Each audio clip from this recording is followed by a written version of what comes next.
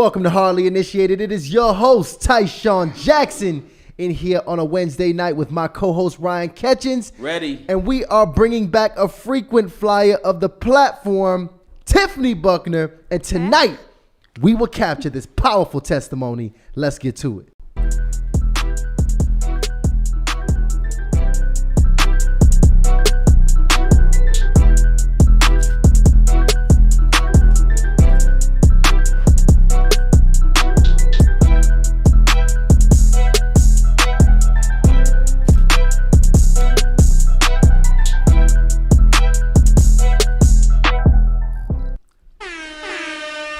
Welcome, y'all. I am excited to bring y'all my favorite Deliverance minister up in here today. Welcome back, Tiffany. It's been, what's this? This your third, fourth time here on Hardly Initiated? And I'm totally honored. Y'all are family. No, it's got to be 4. I think it was 4. 4? I think so. Think so? Because we, you know. War Ready series. War Ready series.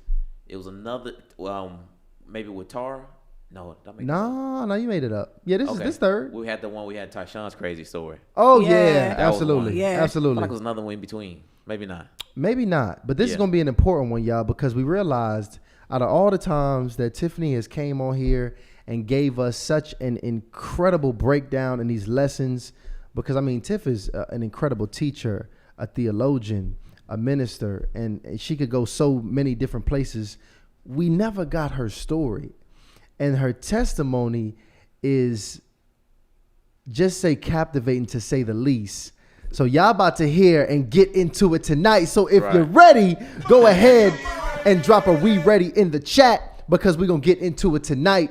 So let's actually go ahead and get the people some announcements. Yeah, so real quick, guys, keep in mind we just launched the Hardly in Love channel a few weeks ago. So we 4 episodes in. So if you accustomed to the old Hardly Initiated where we talk nothing but dating activations, live blind dating, all you got to do is click the link in the description, and you can join us live every Tuesday and Thursday at 8. So we're going live 4 times a week now, Tiff. It's off the chain. Let's go. It's fun. And don't forget, best way to support the platform, of course, is just buy anything that you see on HardlyInitiated.com. But let me tell you, y'all really need to get these Fight the Flesh bracelets right here. I rock mine every day. And I know it's effective because the days that I want to act a fool, I think about not putting on my bracelet. So that's how important it is if you want something that's going to remind you on a daily basis, the daily fight against He might have that demon in him, Tiffany. He might have that demon in him. Is that what that is? I got it on. Let's go. I got it on. No, not me. We're going to have a live deliverance for Ryan right after the show here. So y'all go ahead and stay tuned. Links in the bio. We've got something special, too, that we're going to announce in just a bit. But, I want to get to Tiffany because, Tiffany, I mean, you going crazy online right now. I mean, I feel like your following and your impact is growing and growing. And I'm glad you said yes to coming back. I didn't know if you was too famous. Right. She might have went Hollywood on it. People be acting funny. She's like, did y'all see my last video? No. Listen, y'all got permission. If I ever come out and y'all see me walking around with sunglasses on talking about something, I need special parking. You have permission. You have permission to backhand me, all right? Oh, wow. With the love of the Lord. With the love of the Lord. All right? You take care of us, and you put us on stuff, too. You tell us what's need to be talked about, and then you done introduced us to some good people, too, that we're going to feature on the platform. I can't wait. I'm excited. No, she get crazy, though.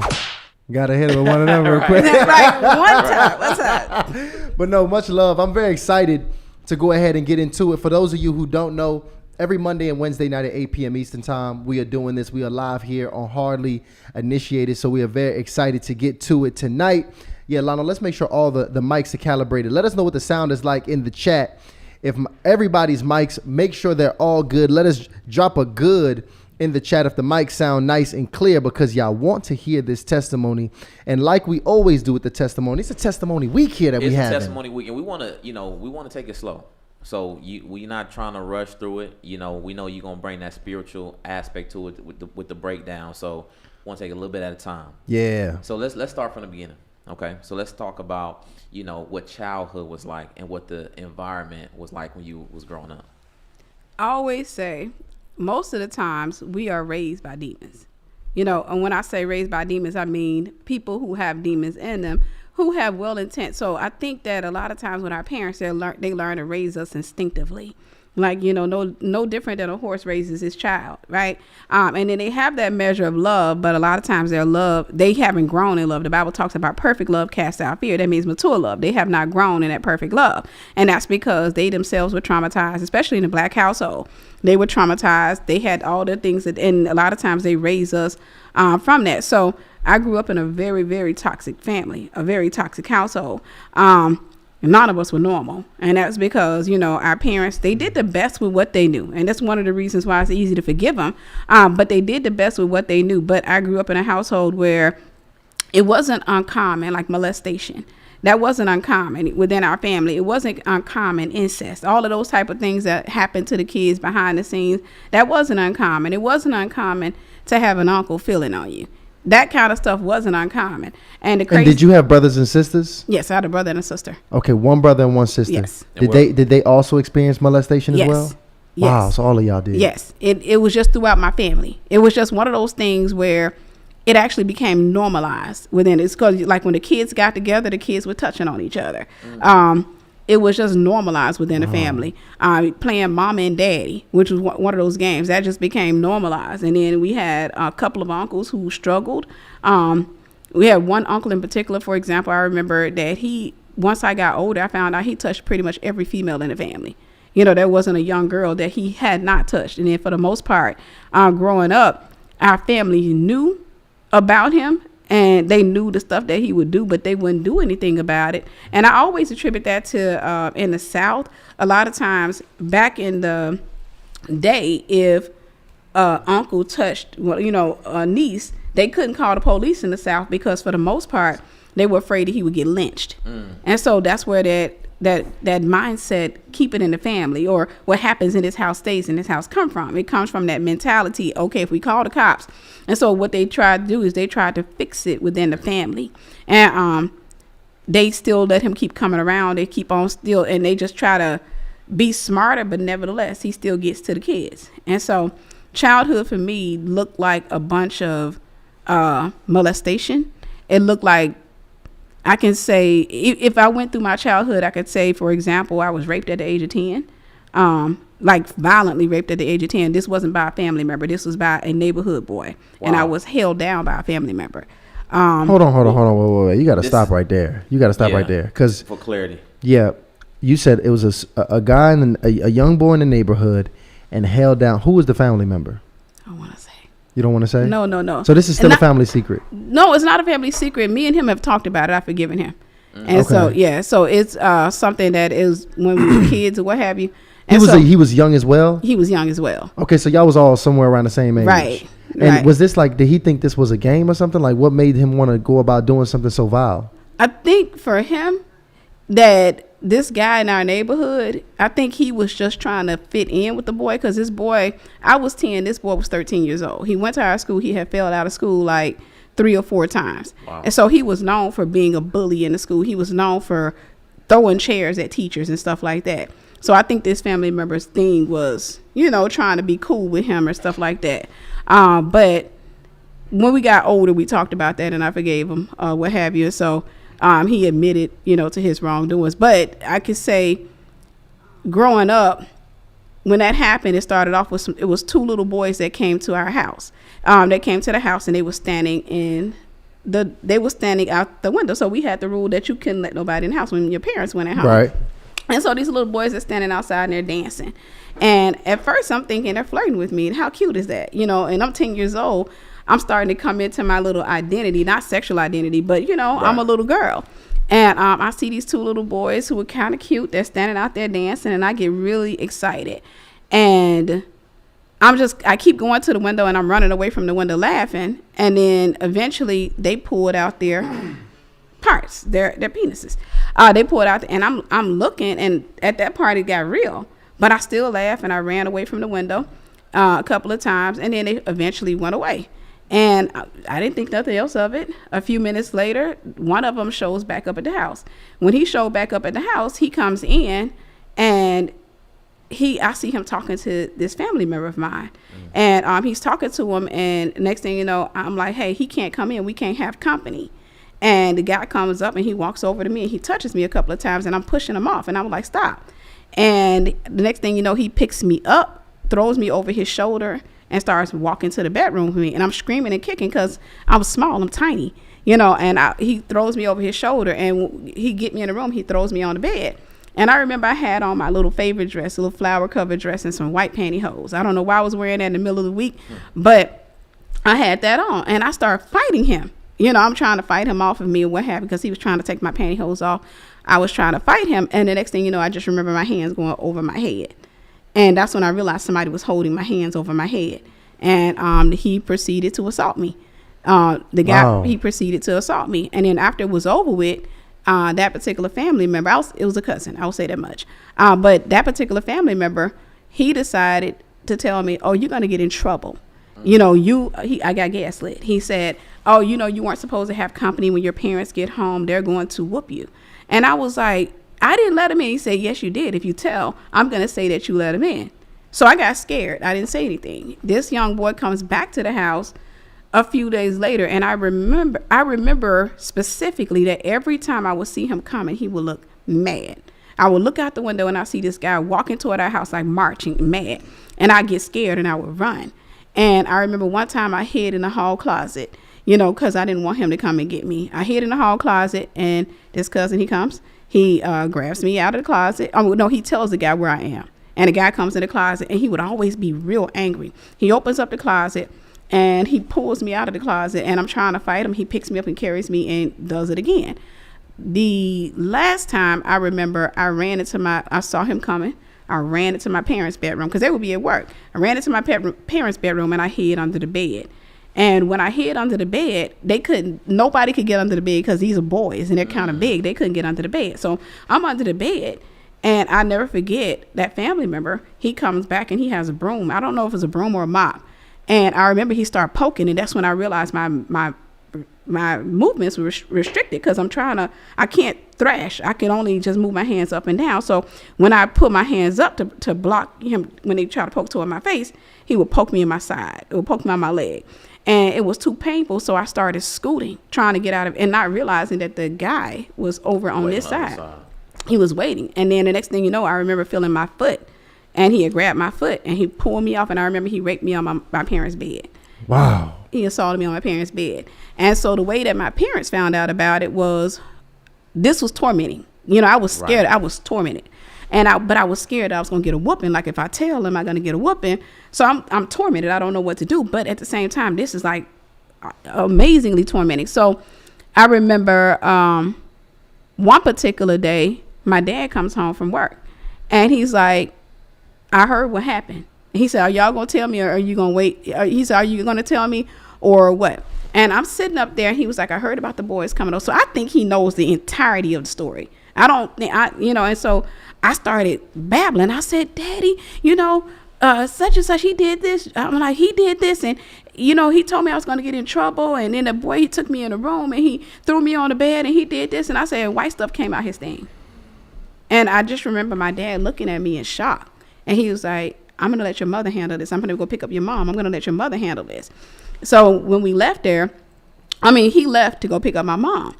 And I remember being scared, just tormented, because I knew without a shadow of doubt I was going to be in trouble. I knew that without a shadow of doubt. And so when my mom came through the door, I don't know if the fan belt had broke on her car. True story. I remember she was carrying a fan belt, and she beat me and that family member with that fan belt. And I got in trouble. You got beat? I got beat. When you told them the situation of what happened? I don't know why I got beat, but I think it was something along the lines of I should have said something, and I must have let the boys in the house or what have you. Yeah. So I took some of the blame. Wow. But that was the enemy. The enemy's goal in that moment was to make me feel as if I didn't have any protection from my parents. And he was successful at that. That was the enemy's goal. Because what the enemy does is he always tries to send a message to you when you're a young lady. Because whenever he's attacking, not just a young lady, but to the guys, he sends a message to you. So whenever he's attacking, you can develop a certain mindset. The objective is the mindset. And so in that, the thing that I felt, I can't tell my parents when things like this is happening to me, because I'm going to get in trouble. I'm going to get a whooping. So I got in trouble for that. I remember Child Protective Services had even come to our house not long after that, because one of my relatives actually had welts on him, you know, for getting a whooping. And they saw it at school. So I remember child protective services coming over there, and I remember having a skirt on and them lifting up my skirt and asking me a lot of questions, and I didn't want to tell them because I didn't want to, you know, be put in foster care. I'd always been told foster care was far worse. And so I just endured that. So let me ask this, because man, those stories just it kind of piss you off when you think about those things happening to a young girl. But when your parents, I don't know how open and vulnerable you ever got with, you know, your mom, real raw. But I know we talk about generational curses and bloodline curses. Did your mom also experience molestation? She did, but she never told me until I confronted her as an adult. Once I got saved and I was, you know, in ministry and stuff like that, and I had a conversation. I won't even say confrontation. I had a conversation with her one time, and I was talking about all the things that I went through as a child, and for the first time in my life, she apologized, because it was just almost like in the South, there's like this secret nature. Like, you know, they don't want to talk about it. You know, they get aggravated if you talk about it. But one day we were having a conversation, and she was, you know, just talking, and I said, well, Mom, I've been through this and I've been through that. When I told her, when I started listing things that I had gone through, I'll never forget. She was like, well, yeah, that happened to me too. When I was young, I was molested, you know. And so it became, a lot of them are so traumatized, you know, that they thought that, hey, that's just normal. Right. That's going to happen. I got over it. I'm healed. And so you will get through it as well. That was the mentality. So she actually apologized, you know, and I was surprised because most people don't get that. You know, she said, I'm so sorry. And I said, no, it's fine. I've forgiven you. I've moved past that. And she said, no, that wasn't okay. That wasn't okay. And so that was the first time I was assaulted, you know. And so my childhood after that, I never forget, I started having dreams. And this is where the spiritual part comes in. How old are you at this point? 10. Still 10. And you having these dreams now? I started having these dreams right after the rape. I started dreaming. I had, I think, 4 dreams. I don't know if it was 4, but I always think it was 4, of this light-skinned boy whose face was covered in freckles. And there was a fence that went all the way to the west and all the way to the east, and it went all the way to heaven, as far as to the, you know, the east as I can see, the west, and then it went all the way up to heaven. And there was this freckle-faced boy on the other side of the fence, and every time I dreamt of him, he would be gripping the fence and looking at me. So if I walked this way, he would walk in a direction. If I walked this way, he would walk in a direction. And I started experiencing feelings of lust. I started experiencing feelings of like I'm in love with him. What have you. So I literally used to go to sleep to see this boy. I didn't know it was a spirit. Wow. But I used to literally want to go to sleep just so I could see him. Even though he could not communicate, I felt like we were communicating. But he would, if I walked to the right, he would walk to the right. If I walked to the left, he would walk to the left. And yeah, So he's pretty much this fence that you can see through. No, he was on the other side of the fence. On the other side, but you can see him on the other side. I can see him. And he's just mirroring whatever your movement is. Yes. And I, you know, now that I'm older and in the ministry of deliverance, I know that fence represented a standard. That was God protecting me. That was God saying that what had attacked me, God had put a block there so it couldn't attack me as much as it wanted to. But because that fence, like I said, you could see it all the way here, and it went all the way up to heaven. Because in a dream, I'm looking, and I look up, and it went all the way to heaven. And every time I seen him, he was caged in that fence. He couldn't get to me. Is that typical? You know, because you're 10 years old, and you pretty much having this revelation or this communication from God. You know, is that typical for a person that young to have these kind of, you know, spiritual experiences? I would say yes. I think that a lot of times whenever we deal with something, especially something like a sexual assault or what have you, we start having dreams, but most kids don't recognize it because we're used to having dreams. But they don't recognize the nature of the dream because the dream may switch to something having sex with them. The dream may switch to something romantic in nature. And when you're used to dreaming, you don't think too much about it. So I think it's really common. Looking back, like a lot of people, they reach out to me and they'll tell me about their kid or what their kid is going through. Like I've taken kids through Deliverance who have been sexually assaulted. All right. And so the kid will start having dreams. They'll start having nightmares and stuff like that. And the dreams will indicate that the kid has a spirit spouse. It will indicate that there's something that's attacking the kid. But most of the time, we're just used to having dreams. And then a lot of parents are not aware of spiritual things, so they don't know what the dream means. Like they don't know that if a little girl comes to you and says, I dreamt somebody was marrying me, Like there was a grown man, he didn't have a face and he was marrying me. They don't know that that's a spirit spouse. Wow. All they know is that my daughter had a dream that she got married, and they may go so far as to say, oh, I guess you dreamt of your future husband. Wasn't a future husband. That was a spirit spouse that was attached to her. It was a spirit spouse. It's really fascinating to hear you saying that, because I'm even thinking about when I was a kid, like thinking about the dreams. And, you know, I grew up in an abusive household. You know, my stepfather, unfortunately, used to, you know, pretty much beat my mom up. And I remember, you know, when it got really bad, I used to have this dream where it used to be like this guy dressed in all black. He used to sneak in my room and like come in my bed, like take off my covers. And when I used to wake up, all my covers would be off and like on the floor. And I just remember being scared as, I'm talking about terrified to go to sleep, because I'm like, no, I'm telling my mom, like, no, somebody is coming here. There's no way I'm explaining this. Somebody's coming here. My covers are on the floor like that. You know, she's like, no, you kicking off your covers. But I remember the dreams during that time was doing a very traumatic part of my life. So it's just kind of funny, these things that happen to kids, the parents are hearing it, but they might not even connect the two. Like what's happening in your household is the cause of these occurrences. And that kid with that dream, that monster taking off your covers, that likely was whatever was in your stepfather. They just represent you not having a covering. I mean, you not being protected. You not having a covering. And a lot of times, parents in their 20s and 30s, in many cases, are so desperate to be in a relationship that they become so focused on the person that they're with that they just kind of feel that the kids are just there. They'll be all right. You know, I always say some people raise their kids instinctively. Let me give you food. Let me give you water. Make sure you do your homework. Make sure you bathe. Make sure you brush your teeth. And that's it. That's all. But anything that's going on with the kid emotionally, psychologically, spiritually, they're totally ignorant of it. Man. So now you're 10 years old. You're having these dreams, but you're starting to experience lust. Okay, lust is coming in heavily. What happens next now in this next, season of your life? When I go and I become 12. When I turn 12 years old, we move. And my dad had this best friend. And I remember this man had been around since before I was born. And so he decided out of the blue one day that he liked me. He decided, he's 40-something years old. I'm 12 years old. And so I would see him around the house, and we had one of those relationships where he's like an uncle, like I may hit him or, or something like that. But one day we were sitting up and my dad had left. My mom was at work. My dad had left and went next door, I think, and he was at the neighbor's house. And I'm at home with this guy alone, and we're watching Cinemax. And I remember there was a sex scene on a show. We weren't allowed as kids to watch sex scenes. We could watch the movies, but we weren't allowed to watch sex scenes.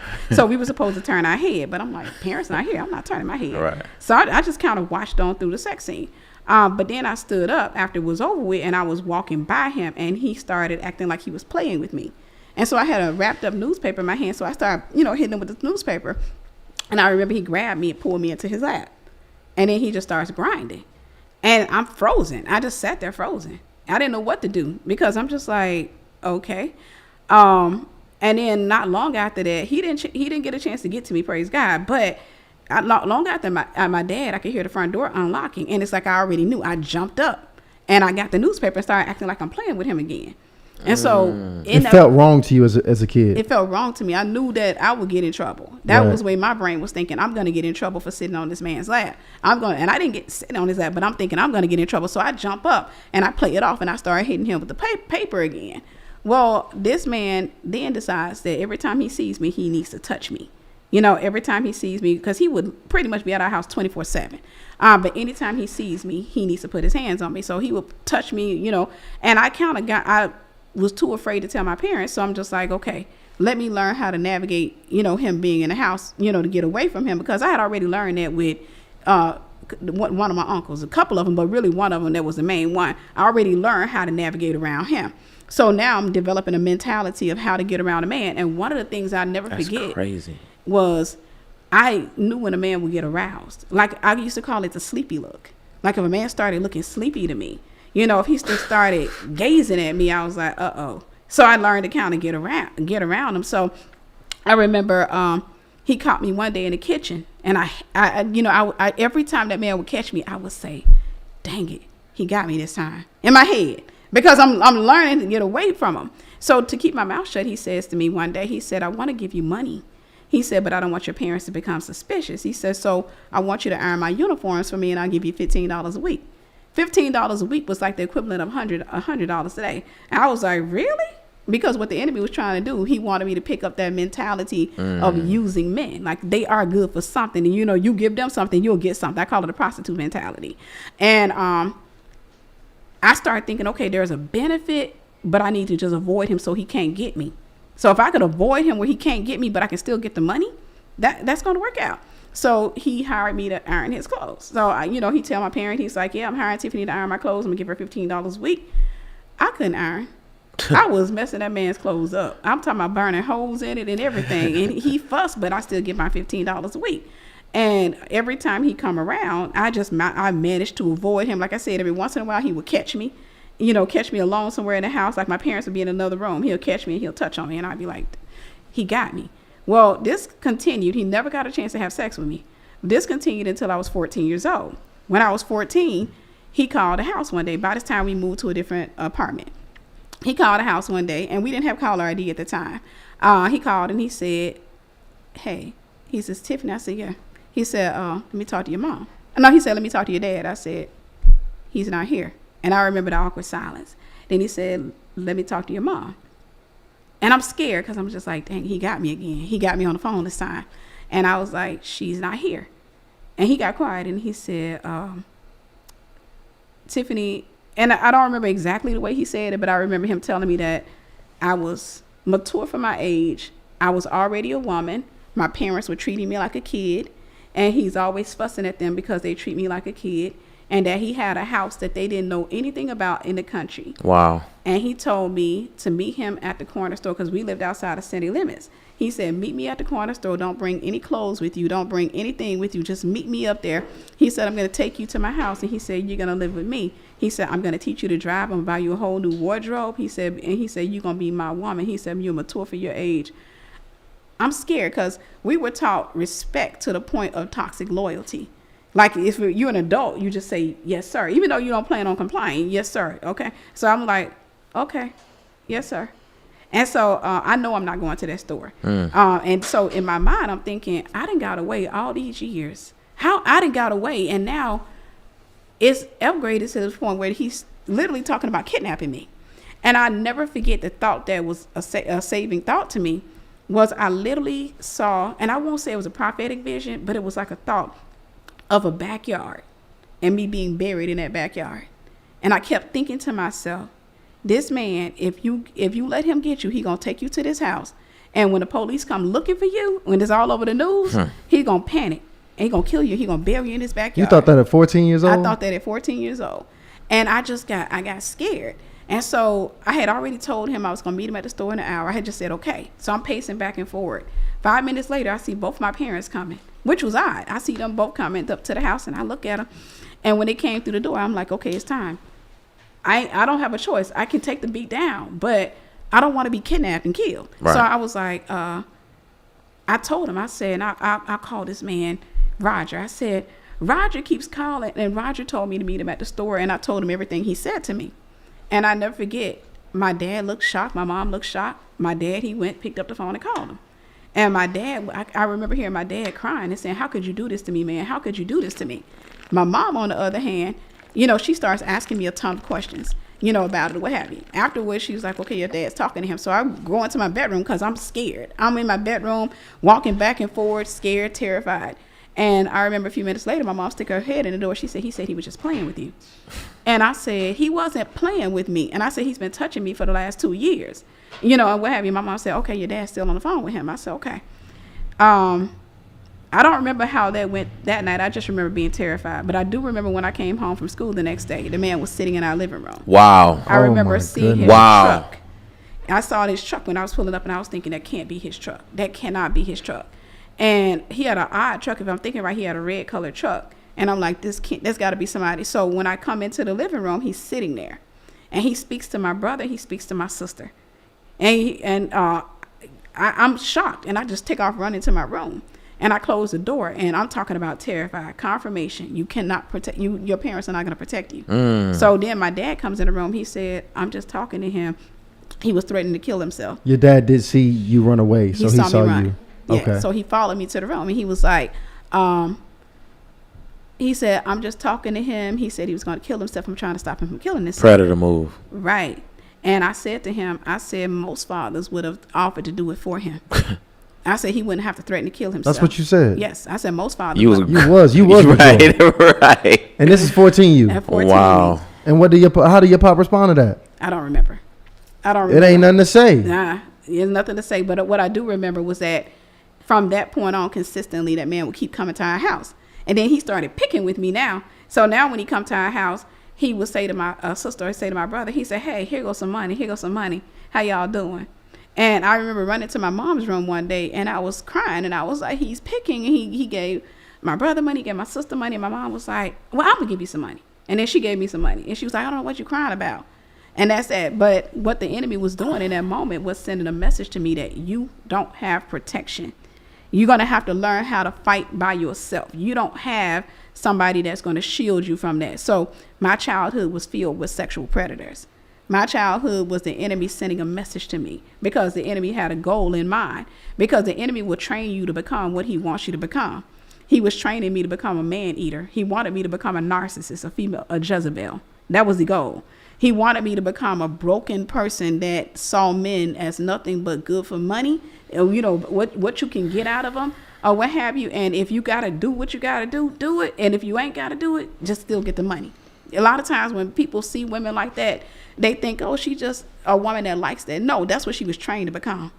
That's what trauma taught her as a child, is nobody's going to protect you.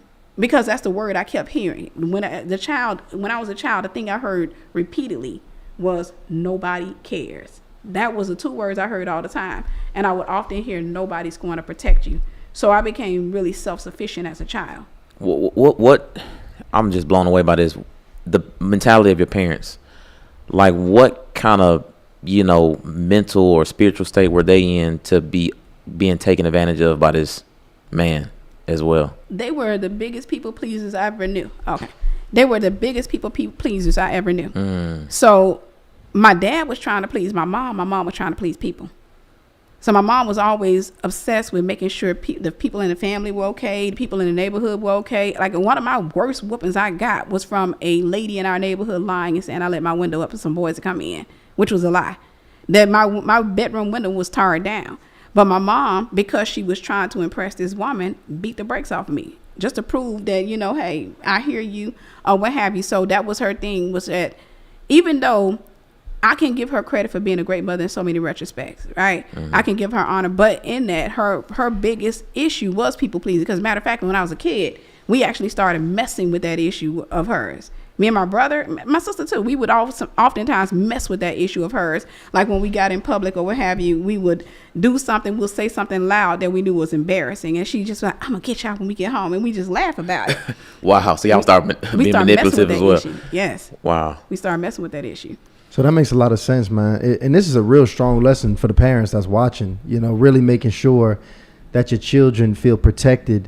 And, there is this space where it's an openness where they can come talk to you, about these different things that they're experiencing. Because I know a lot of children, even me at some points, have felt like I can't talk to my mom about these really hard things, my mom or dad, because I'm going to get in trouble if I tell them some things that I probably should have been able to tell them. Right. So, that's some hard lessons to happen. And it's interesting. We had Minister Danny come on here just for Monday's testimony, and she went full blown into being a porn star at like the highest levels.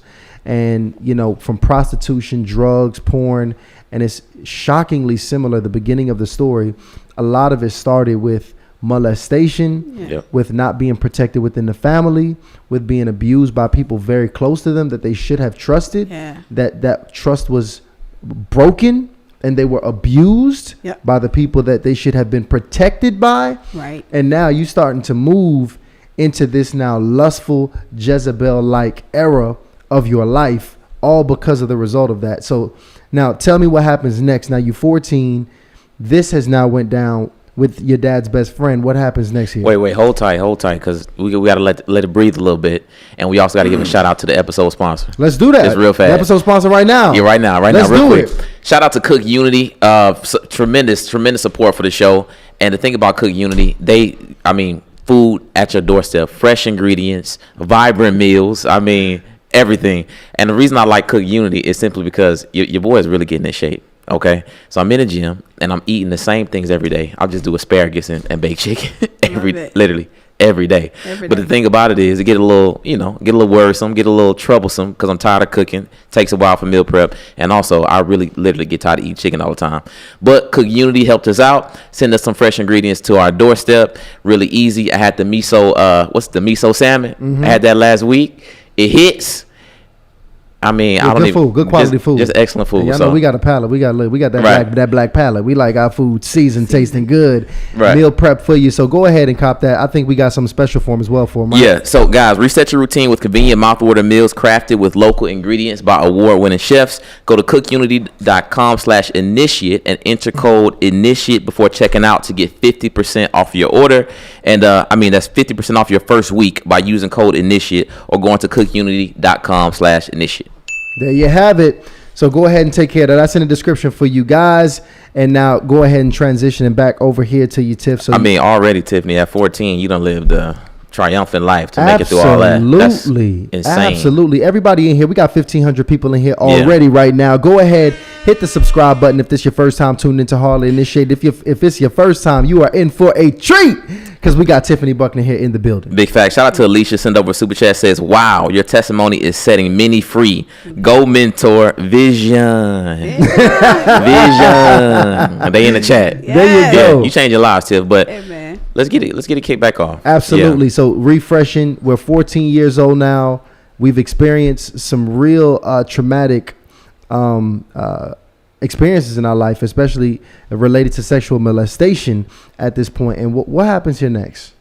At the age of 14, I developed a disdain for my household.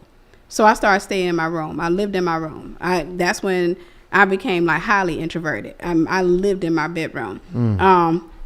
I made sure I had respect for my parents, but I lived in my bedroom. And so at the age of 14, I just remember just kind of staying away from everybody. And then I had some best friends whose houses they became a safe haven. So God always provided a safe haven for me, so I always had best friends who their parents didn't know what I was going through, but they would take me into their house. So I'm always at their house 24 hours a day, 7 days a week. When I turned 15, my parents, they go through their breakup and they're going through their divorce.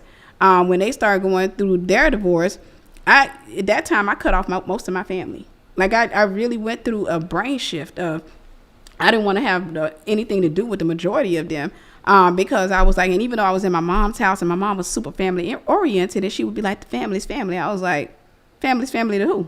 And so I started basically retrieving to my best friend's house. And there's this one story that I know that was horrific. And then my parents started going through a divorce, and I was going over to my best friend's house a lot. She lived in the city. I lived in city limits. So I'm going over to her house all the time. And she lived in the hood. When you broke and young, you love the hood because you got all the hood guys or what have you. So I remember going over to her house, and my parents are separated and they're going through their divorce at this point. And one day we're over there, and she said, they say your daddy outside. I said, dad outside? Because my dad don't ever come over there. And I'm thinking, why would he come over here? So I went outside to see him, and he was like, hey, babe, I just wanted to come by and see you. I found out you were over here. And I was like, hey. So I'm talking to him, and I remember he ends up telling me, he starts talking about my mom first. He starts talking about, oh, your mom not going to let me see. And I was like, no, she's literally telling us to call you. Like, she's not stopping you from seeing us or what have you. So I'm like, that's not the case. And then he tells me he wants me. He said, your mama done moved on already. She got a boyfriend. And I said, yeah, no, we don't like him. But then he tells me, I want y'all to come live with me, meaning me and my sister, because my brother had went to live with him. So he was like, I want y'all to come live with me. And I'm thinking, mama's stable. One thing I respect and I love about my mom is that my mom gonna work 2 jobs. She gonna make sure she has, a house and all that. Daddy, on the other hand, wasn't all that stable. Wow. He was always moving around. So I'm just like, I'm not going to live with him. But he's saying, hey, I want you and your sister to come live with me. And he realized that I'm not giving in to that. So he said, if you come live with me, you can go spend a night with your boyfriend. Now, this is a man. No way. I kid you not. This is the man that fought hard for me not to have a boyfriend the whole time him and my mom was married. To the point where I would go to my mom in tears, like, why can't I date? My friends are dating, all that. So he said, you can stay the night with a boy. And I was like, really? I can stay? He's like, yeah. He said, because I know you're a young lady, all of that, just, be careful so you don't have a kid, you don't get pregnant. And I'm just sitting there looking like, I'm going to test that out. So it was going to be his weekend with us that weekend. I said, so can I stay the night with a boy this weekend? He said, yes. At this time, I'm in between boyfriends. How old are you, by the way? At this time, I'm 15 or 16. I think I was 16. Okay. But I'm in between boyfriends. And I'm thinking to myself, I don't believe he's going to let me go through with it, but I'm going to go over there and see. So I go over to his house, and I called my first ex-boyfriend, who was a Jehovah's Witness. And, he was a virgin and all that. But I don't care at this point because I was sexually active. So at this point, I don't care. I get a chance to go be grown, stay the night with a guy all night long. So I call him up, and I tell him, because he was right around the corner from my dad. So he come over to the house, and we're sitting out in the car. And I traumatized him because I looked at him, and I said, my daddy said I could stay the night with a boy. And I remember he got nervous, and he was like, I'm in my brother's car. I got to take my brother's car back. I was like, you can't find it? And he was like, no. So then after that, after he left, I called the other ex, because I was between boyfriends. And the one I had recently broke up with for cheating, I knew he would, because we had been sexually active. I knew he wasn't going to say no. So I called him up, and he called the house, and he said, hey, because he was close with my dad and them. That's how I met him, was through them. So I was like, yeah, my dad said I could stay the night with a guy. No, he said, I'm going to swing by there to see you today. I said, okay. I said, yeah, dad said I could stay the night. He said, I'm on my way. I never forget that. He said, I'm on my way. So he lived not too far from the place too. So he pulls up, and I go sit in the car with him. He was like, and I remember every time he would talk, he coughed. So your dad said you can come stay the night? I was like, yeah, my dad said I can come stay the night with a guy. And he was like, all right, you want to come stay the night with me? I said, obviously. And he was like, all right, go let your dad know. So I went in the house. I was like, hey, I got him outside. I'm going to go stay the night with him. And I said, okay, just remember what I told you. No kids, all that. I said, okay. So I get in the car with the guy. Now, my brother's standing there, and my brother's watching this. And my brother went into cock block mode. But he didn't get a chance to really block because we in the car. So we in the car, and we drive to the guy's house. We get there. As soon as we get up in there, the guy's mom's not home. Nobody's there. So as soon as we get up in there, I already know the way to the bedroom. I run straight to the bedroom and strip down. I don't know if he cut the music on, I cut it on, I just stripped down. I'm excited because I get to stay all night long and do what I want to do. And I remember he wanted to, and I'm trying not to be graphic, but he was trying to take his time. And I'm just sitting up there like, I don't know why I had a rush mentality, like, let's get it done. But he wanted to kiss, and I'm like, why are we kissing? But this was fast, Tiffany. I was fast. Different life. Hold on. A broken Tiffany, right? I'm up in there like, why are we kissing? And so a few minutes later, I hear beating on the window. Boom, boom, boom. And I hear my brother's voice. I'ma tell mama. And so I'm looking, and I'm like, and the guy stopped. I said, keep going, just ignore him. Just ignore him. He was like, I'ma tell mother. So he go from the window to the front door. Boom, boom, boom, boom. I'm telling mama. Boom, boom, boom, boom. And I keep pulling the boy back. I'm just like, just ignore him. He'll go away.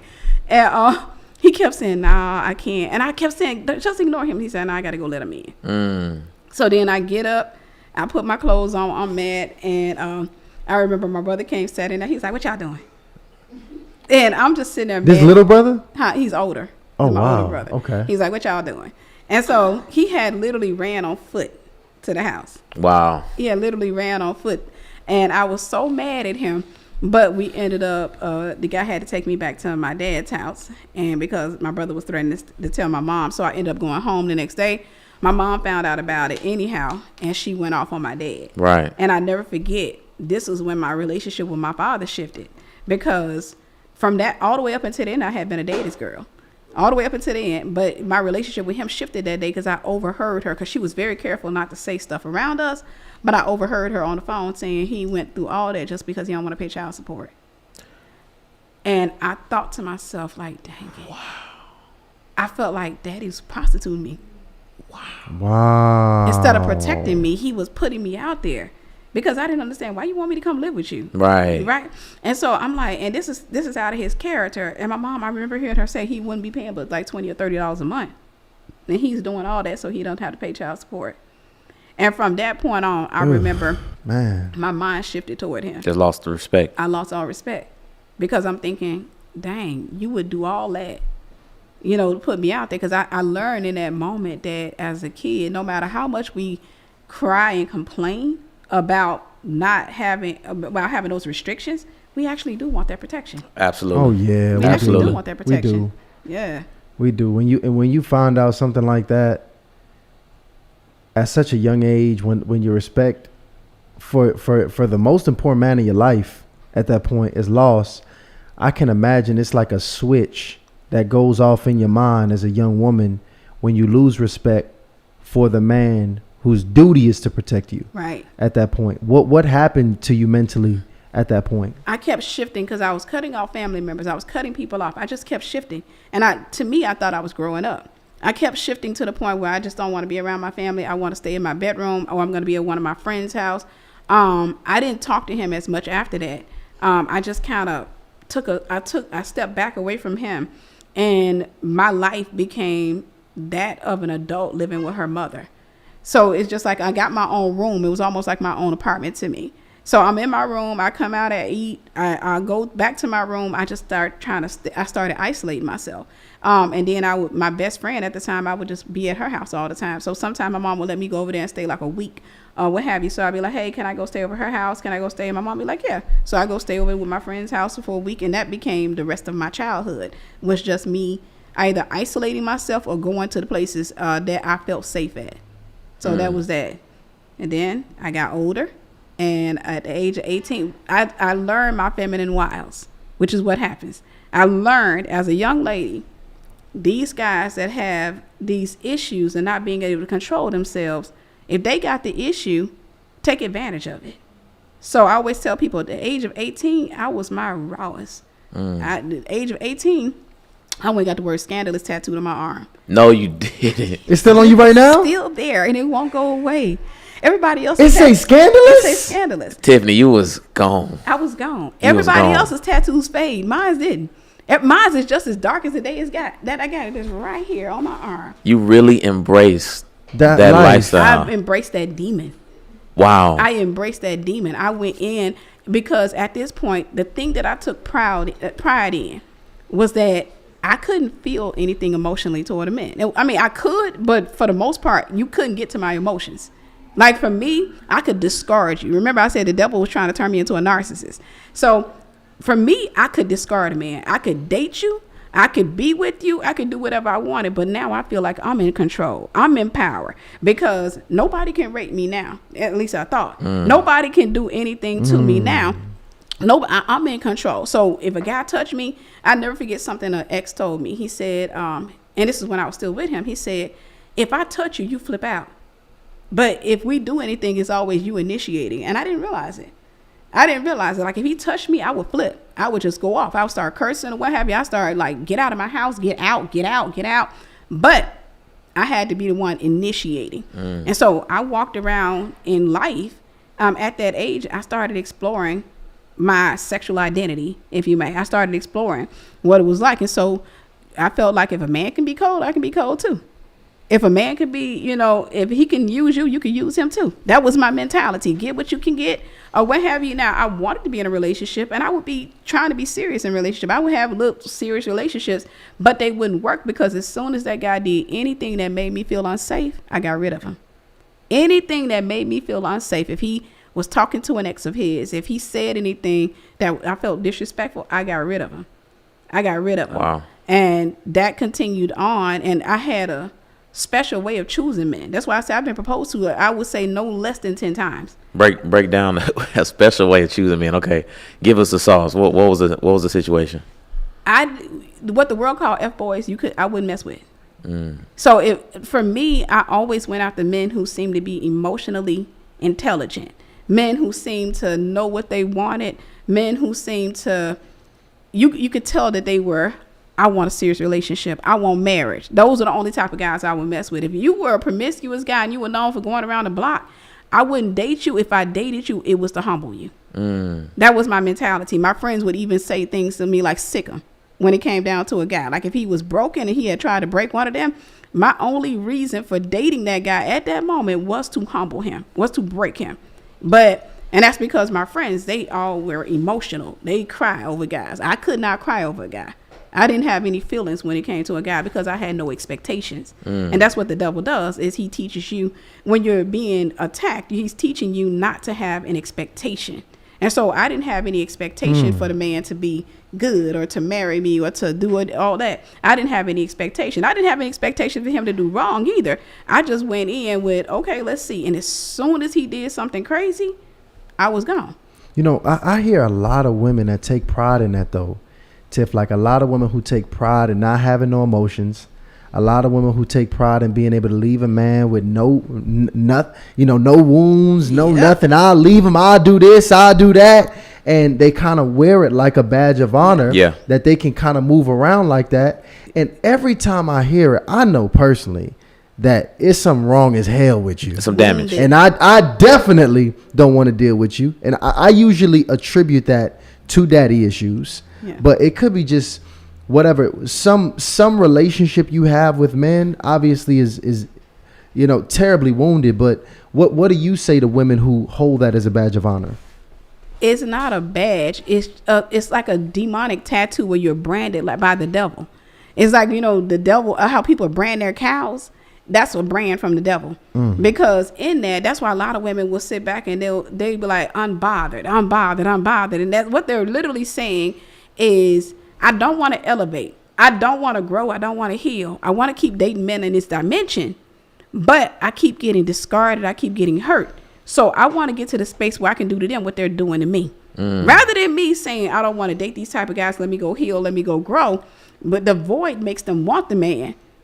But the pain makes them say, okay, I don't know if I can handle another assault. I don't know if I can handle another breakup. I don't know if I can handle being cheated on again. Because in certain dimensions, the commonality is that all the men in that dimension are going to cheat. Or most of them. This is why you have so many women that say, all men cheat. They don't. Right. They don't understand that we date dimensionally. And dimensionally means wherever our mind is. And so the lower you go, the more you're going to see a lack of self-control. The lower you go, the more you're going to see a lot of promiscuity, witchcraft, and stuff like that. They don't understand that. And because they don't plan to elevate, they say, okay, how can I adapt?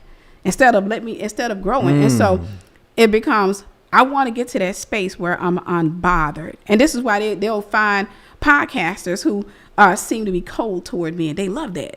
Seem to be cold. Let me tell you how to get his money. Let me tell you how to get this. Let me tell you how to get that. That seems to be a badge where a woman says, okay, if I can get to that space where I don't care just like he don't care, that puts me at the top. No, it doesn't. It doesn't. And so I remember having that mentality. As long as I don't feel anything, I'm good. Because I held my friends when they cried. I was the one that comforted them when they cried. And at the same time, I'm wondering, what are they feeling and why are they letting themselves feel like that? And the advice I would tell them was, there's so many more men in the sea. There's so many fish in the sea. Why are you crying over him? It's not that serious. It's not that deep. But I didn't realize that they were they were a lot healthier than I was. I wasn't healthy mentally. I wasn't healthy emotionally. I thought that I can get them to get like me. That should be okay. If I can get them to be cold like me, because I learned a lesson. The colder you are with a man, the more he wants you. Because when I would push them off, they came for me like crazy. When I push them off and I said, I don't want you, get away from me, I was getting proposed to. So see, now you're giving them that seductress game right now. See, this how I knew Tiff is an OG. She was in it. Seductress, because right now she giving y'all some seductress 101. Right. Please don't take that advice, y'all. On how to go about keeping control and maintaining. And you literally have women who have podcasts like this. Yes. Oh, and women eat that up. They eat it up. Women who, like you said, they give you the excellent men too. They're called pickup artists. Yeah. They teach you how to maintain power. Be void of emotion. So you can be able to pretty much control and manipulate the other person. The Jezebel podcast. And there's podcasts where men have it and women have the same. I ain't gonna lie, I'm scared of hell of the podcasts with women. I ducked in one time and listened. It's crazy. And if you just sit in there and hear the X's and O's and how technical it can get to how to control a man, take command over his resources, over his emotions, over his actions, and create these outcomes on a regular basis, it blows me away when I see how it's being taught. Wow. And it works. A lot of that stuff it works. And that's why you have so many women eating it up, because you have so many women who have no emotional control. And so they go and they're just constantly, they tell the man everything. They do everything that's wrong. And then they constantly find themselves in the wrong position. When they would come in contact with somebody like I was, and they see that I had emotional control and I'm in control of the situation, they say, oh, you like sensei. How do I learn from you? Not realizing that mentality can get you killed. Right. That mentality can get you killed. I ended up getting kidnapped, or partially kidnapped by an ex, right? Trying to be a G. I told people, I said, I learned to play in a man's head until I came in contact with crazy for real. Because see, some people you can play in their head and you probably they probably come up on your job crying. They probably gonna do this, or they gonna but no, at some point. Wait, hold, you said the men would come to your job crying. Right, they gonna probably come to your job crying, or they show gonna up at your house or something. Right, like that. send flowers and stuff like that. But at some point, you gonna come in contact with somebody who that ain't healthy. At some point, this is why those podcasts are literally designed to turn those women into Jezebel and turn those men into Jezebels. It's literally, I call it demonic real estate. Demons are always like a demonic real estate agent that helping other demons to get in people. And these women are eating it up rather than seeking first the kingdom of God. They're eating it up. And what they don't realize that the enemy is setting them up to either become a Jezebel or to die in the game. Because at some point, you'll come in contact with that one that is unhinged. You'll come in contact with that one that he don't look like he unhinged because he's handsome. So he can go get whatever he wants. So he looked like he's well put together at some point. And you just think it's another dude. You just think it's another, somebody I'm dating, and we're going to see where this goes or what have you. And then turns out when you try to break up with him, it don't end the way you thought it was. Crazy killer. Oh, no. You end up kidnapped. So at 18 years old, you at the height of being a seductress at this point at 18 years old. So when you say you're a seductress, just to be clear, what does that look like, being a seductress? Because I think there are women who are seductress who literally don't even know that they're seductress. So what does that look like, being a seductress? So first and foremost, there are different types of seductresses. Okay. So there are different types. You have some who are straight up after your money. That's it. That's all.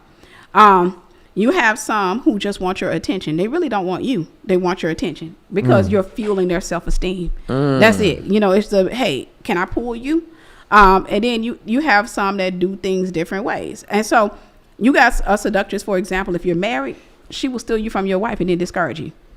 She don't want you. She just wanted to know that she could take you. She wanted to know that you would want her on that level.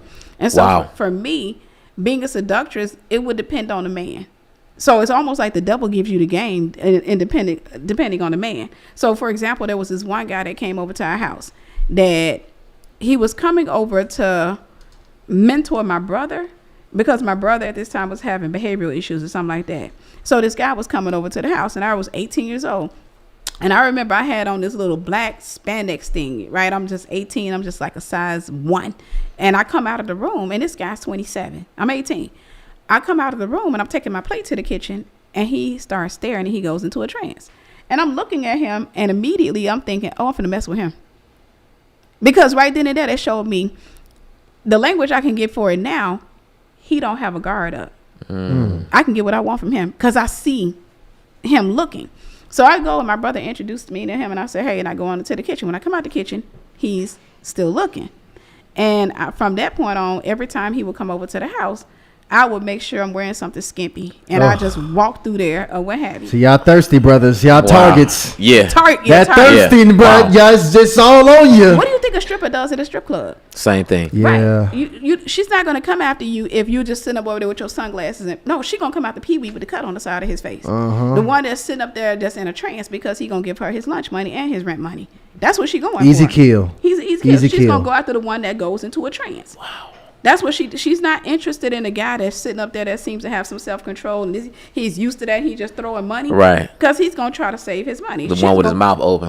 She going to go after the one with his mouth open.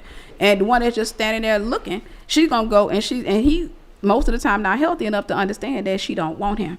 And that he think they're having a special moment. And so that mentality is just basically all about getting what you want. It's all about, okay, well, this is, he's not going to do you right anyhow. He's going to cheat on you anyhow. He's going to break you anyhow. then make sure you get something from it. So that's the mentality that I went into at the age of 18. I'm just constantly, at this time, I can actually say I was playing with my femininity. So this guy, when he comes to our house, I'm looking, and I started telling my friends about it. And I was like, yeah, this man keep coming over here looking. I said, I'm gonna mess with him. And I don't remember, we had a code, but it was a sign that I'm gonna mess with his mind. Yeah. And so anytime he would come over for my brother, I would just do that. So he came over one day, and he was like asking for my brother. I said, he's not here. He said, oops, I thought he was gonna be here. I knew that was a lie. I knew he was I was like, okay, cool, you can come in, you can come wait for him. And I was already in the living room. I don't know why, I was already scantily clad. I'm in the living room. I used to love to watch exercise videos and just be exercising and what have you. So he sits in the living room, and I'm just like, I'm finna mess with him. And I just started dancing. I started dancing and what have you. And I've had little girls do that. You know, they just start randomly dancing in front of you as a kid. We probably experienced that as kids. Right. Being real extra. Being real extra. So I started doing that, and I'm taking him into this space. And I did that a couple of times when I would see him. I would play games with him, and then one day he grabbed my hand and he said, sit down. And he starts telling me his testimony, his story about how he used to be on drugs and all this other stuff. And that's how he got me.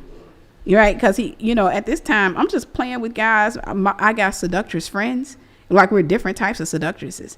I got seductress friends, and I wasn't messing with nobody's man. I wasn't interested in it. But I'm thinking, all my friends have done it, so why not? Because he had a live-in girlfriend. Wow. And I'm thinking, okay, they don't get serious. It's going to be fun. That's it. And so I ended up getting into a sexual relationship with him. And I got mad and ended that sexual relationship because he got serious. That's how broken I was. I got mad at him for getting serious, because I was like, why is it that my friends, they're dating and the dudes are not getting serious, and now this guy over here, you know, doing too much. He's doing too much. But I was just that broken, and I thought that was a badge of honor. For real. I genuinely didn't realize I was too wounded to feel. But I thought that was a badge of honor, was that the fact. So I ended up discarding him, which is what I used to do as a young lady. I would discard. And so 18 was the worst year. 19, I did a little dirt, but I ended up meeting a guy, getting engaged. Then he cheated. And when I found out he cheated, I got rid of him. I had to go through his stalking. Then we moved from out there. And then you got engaged to the guy. Then the guy cheated during the engagement. Right. Okay. I got engaged to this guy. He cheated on me during the engagement. Now, around that time, I ended up being, I had another guy that tried to rape me. He assaulted me, was choking me the whole nine. And this was somebody that I used to work with, that I used to be cool with. I had been along with him a couple of times. And he always tried me, but I always fought him off. And I'd be like, stop, don't touch me. And that's why I felt safe going around. He was military.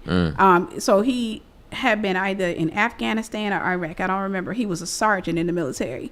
And I remember he reached out to me one day, and he called my job, and he was like, hey, I'm in town. And I said, okay. And he said, I want to see you. And I said, I got a man. Because, you know, I'm like, I already know he's going to try me. He said, Tiffany, me and you always been cool. It's not like that. I just want to see you. He said, plus I bought you some jewelry back. And me being materialistic, I'm thinking, jewelry from overseas? So I go over to his house, and I remember there were two young girls sitting up smoking marijuana. I've never been into drugs. I was always afraid of becoming a crackhead. That was the thing that kept me away from drugs, was I don't want to be a crackhead. They always told us that it was a stepping stone. Right. And all I thought of as crackhead was a crackhead had no teeth. That's how I thought of it. They're going to be super skinny, a big head, no teeth. And I was scared I would become like that. And so I remember I saw the young ladies sitting on the floor smoking marijuana. And he was like, man, it's my niece. And he was like, you want to go in my room? I said, yeah, okay. Because it was just me trying to get away from them. But I remember on the way to his room, I'm thinking to myself, I'm not going to do anything. I'm going to make it clear, and I'm just going to get what I'm going to get the jewelry, and I'm going to talk to him for about 30 minutes, and I'm going to leave. Prostitute mentality. I'm going to get what I want to get, and I'm going to leave. We go into his room, and I remember we get into the room. The bed was a big old bed. I remember I sat on the bed, and he tried to close the door, and I threw my leg in the way. And I was like, don't close this door. And he was like, oh, man. So he sat on the bed next to me, and then he talked for a little bit. He got up, and he tried to close the door again. And I put my leg in the way. I'm still thinking I'm in control. You know, and I'm just like, and I'm a bucko, too. I was like, don't do that. And so I remember the third time he stood up, he got in front of me. And he was like 6'2", 6'3". He stood in front of me, and he's solid muscle. He picks me up. And I started screaming, like, why are you picking me up? I'm going off or what have you. And he closed the door. while holding me. And then he falls on top of me on the bed. And I'm on the bed screaming and cussing him out. And I'm like, what are you doing? I'm just going off. And I'm thinking it's just a man being mannish. All I got to do is yell and he going to get it. But instead, I never forget, all I heard was, shut up. You've been teasing me all these years. All I heard was, shut up. And the next thing you know, I remember I'm fighting him. And then when I looked in his eyes, I knew he was serious. And I just saw him, and I just remember he took his forearm and put it under my neck. And he started he was trying to get my clothes off, and he would say, shut up. And I remember he was spraying me with his saliva as he screamed. And he was like, shut up, you've been teasing me. And he kept trying to get my clothes off. And I just remember thinking, this is not happening. This is not happening. So I locked my legs. Even though I was a $105, I locked my legs. And I'm trying to talk him out of it. I don't remember everything I'm saying. I'm like, first I'm cussing, and then I go into reasoning, what have you. And every time I would get loud, he would put his arm down on me to the point where he would cut off my breath. And he said, no, I'm tired of this. You've been teasing me. He kept that up. I don't know how long. He did manage to get my pants off me at one point. But when he did, I locked my leg again. I locked my leg so he didn't get a chance to assault me. And so he kept on until he didn't get a chance to assault me. After that, he tells me the reason that he wanted to assault me was because he was getting ready to die. That the doctor told him he had 2 months to live because he had a tumor around his heart. And he said that he wanted to have a kid before he died, and he knew I'd make a great mother. So that was his objective, was to impregnate me. That's what he told me, trying to make me feel sorry for him. And I remember when we were walking out of the bedroom, I'm trying to act like I understand because I'm scared. I'm like, yeah, you just should have talked to me. You should have just told me, or what have you. And I remember he put his hands on my shoulders. And I kept thinking to myself, like, he's going to pop my neck. Like where he was rubbing my shoulders, and then he would rub my neck while he's walking behind me. And so I would reach back and just grab his hands and hold it, trying to make him feel comforted. And we got to the living room, and he started apologizing all the more. He tries to give me a ring off his finger. I said, no. I said, see, it doesn't fit, because I'm trying to cut ties. And then finally he let me go. I got in my car. I sped home. I told my mother, and she said, do you want to call the cops? And I said, no, because I didn't trust authority. That's the nature of Jezebel. I didn't trust the authority, because I thought at that time this stuff with Mike Tyson was going viral, with the woman being allegedly assaulted by him. And Miss America, I think it was. Was that Robin Givens or somebody else? No, it wasn't Robin Givens. It was a lady that was Miss America. But I remember I was thinking, like, what people were saying about her. She went to the hotel with him, so they're gonna blame me because I went to his house and I went to his bedroom. So I'm going to get blamed. So people are going to eat me up. The court is going to eat me up. They're going to shame me. So my mom was like, you want to call the police? And I'm just hysterical. And I said, no. So I didn't let her call the police. I just cut this guy off. And you still engaged at this time, too? Yes. So now, did you communicate that to your husband or your fiance? I did. That was one of the catalysts that one of the motivating factors that made me break up with him. He said, that's good for you. He said, you shouldn't have went over there. That's what you get. He said, that's what you get for going over another man's house. Wow. He said, that's what you get for going over another man's house. And so I didn't break up with him then. Hey, he didn't break up with you? Right. That's crazy. Right. But I was trying to explain to him, like, I went over there for the jewelry. I wasn't trying to do anything. But not long after that, I found out he was trying to cheat. So I broke it off with him. I ended things with him. So that became my pattern. The enemy was trying to train me. And then eventually, not long after that, God kept dealing with my heart. God kept dealing with me. I kept thinking I need to go to church and stuff like that. I got my friends. We clubbing at this point. I'm going to the club with a bunch of females, and we're having the time of our lives. We're drinking. We're having a lot. And so I never forget, I was in a car with one of the young ladies, one of my friends, and we were coming home from a club one night, and I almost had an accident. And because I couldn't see the curve up, and I started driving off the gravel, and she started screaming. And so we pulled back onto the road, and we quiet, and then she looks at me and she says, Tiffany, I think we need to start going to church. I've been feeling like we need to go to church. I feel like we need to give our life to Christ. And I feel so relieved because I felt that, but nobody was talking about it. And she was like, my auntie has a church. She's been going to this church. She's been inviting me to this church. And I said, okay. So we made a plan to go that Sunday, and I went to the church that Sunday, and that was the very first time in my whole wild life that I ever experienced peace. I didn't even know what peace felt like. When I walked into that church, I remember it was like this atmosphere. that I couldn't explain it. And the people hugging on me was weird because I didn't get hugged as a child.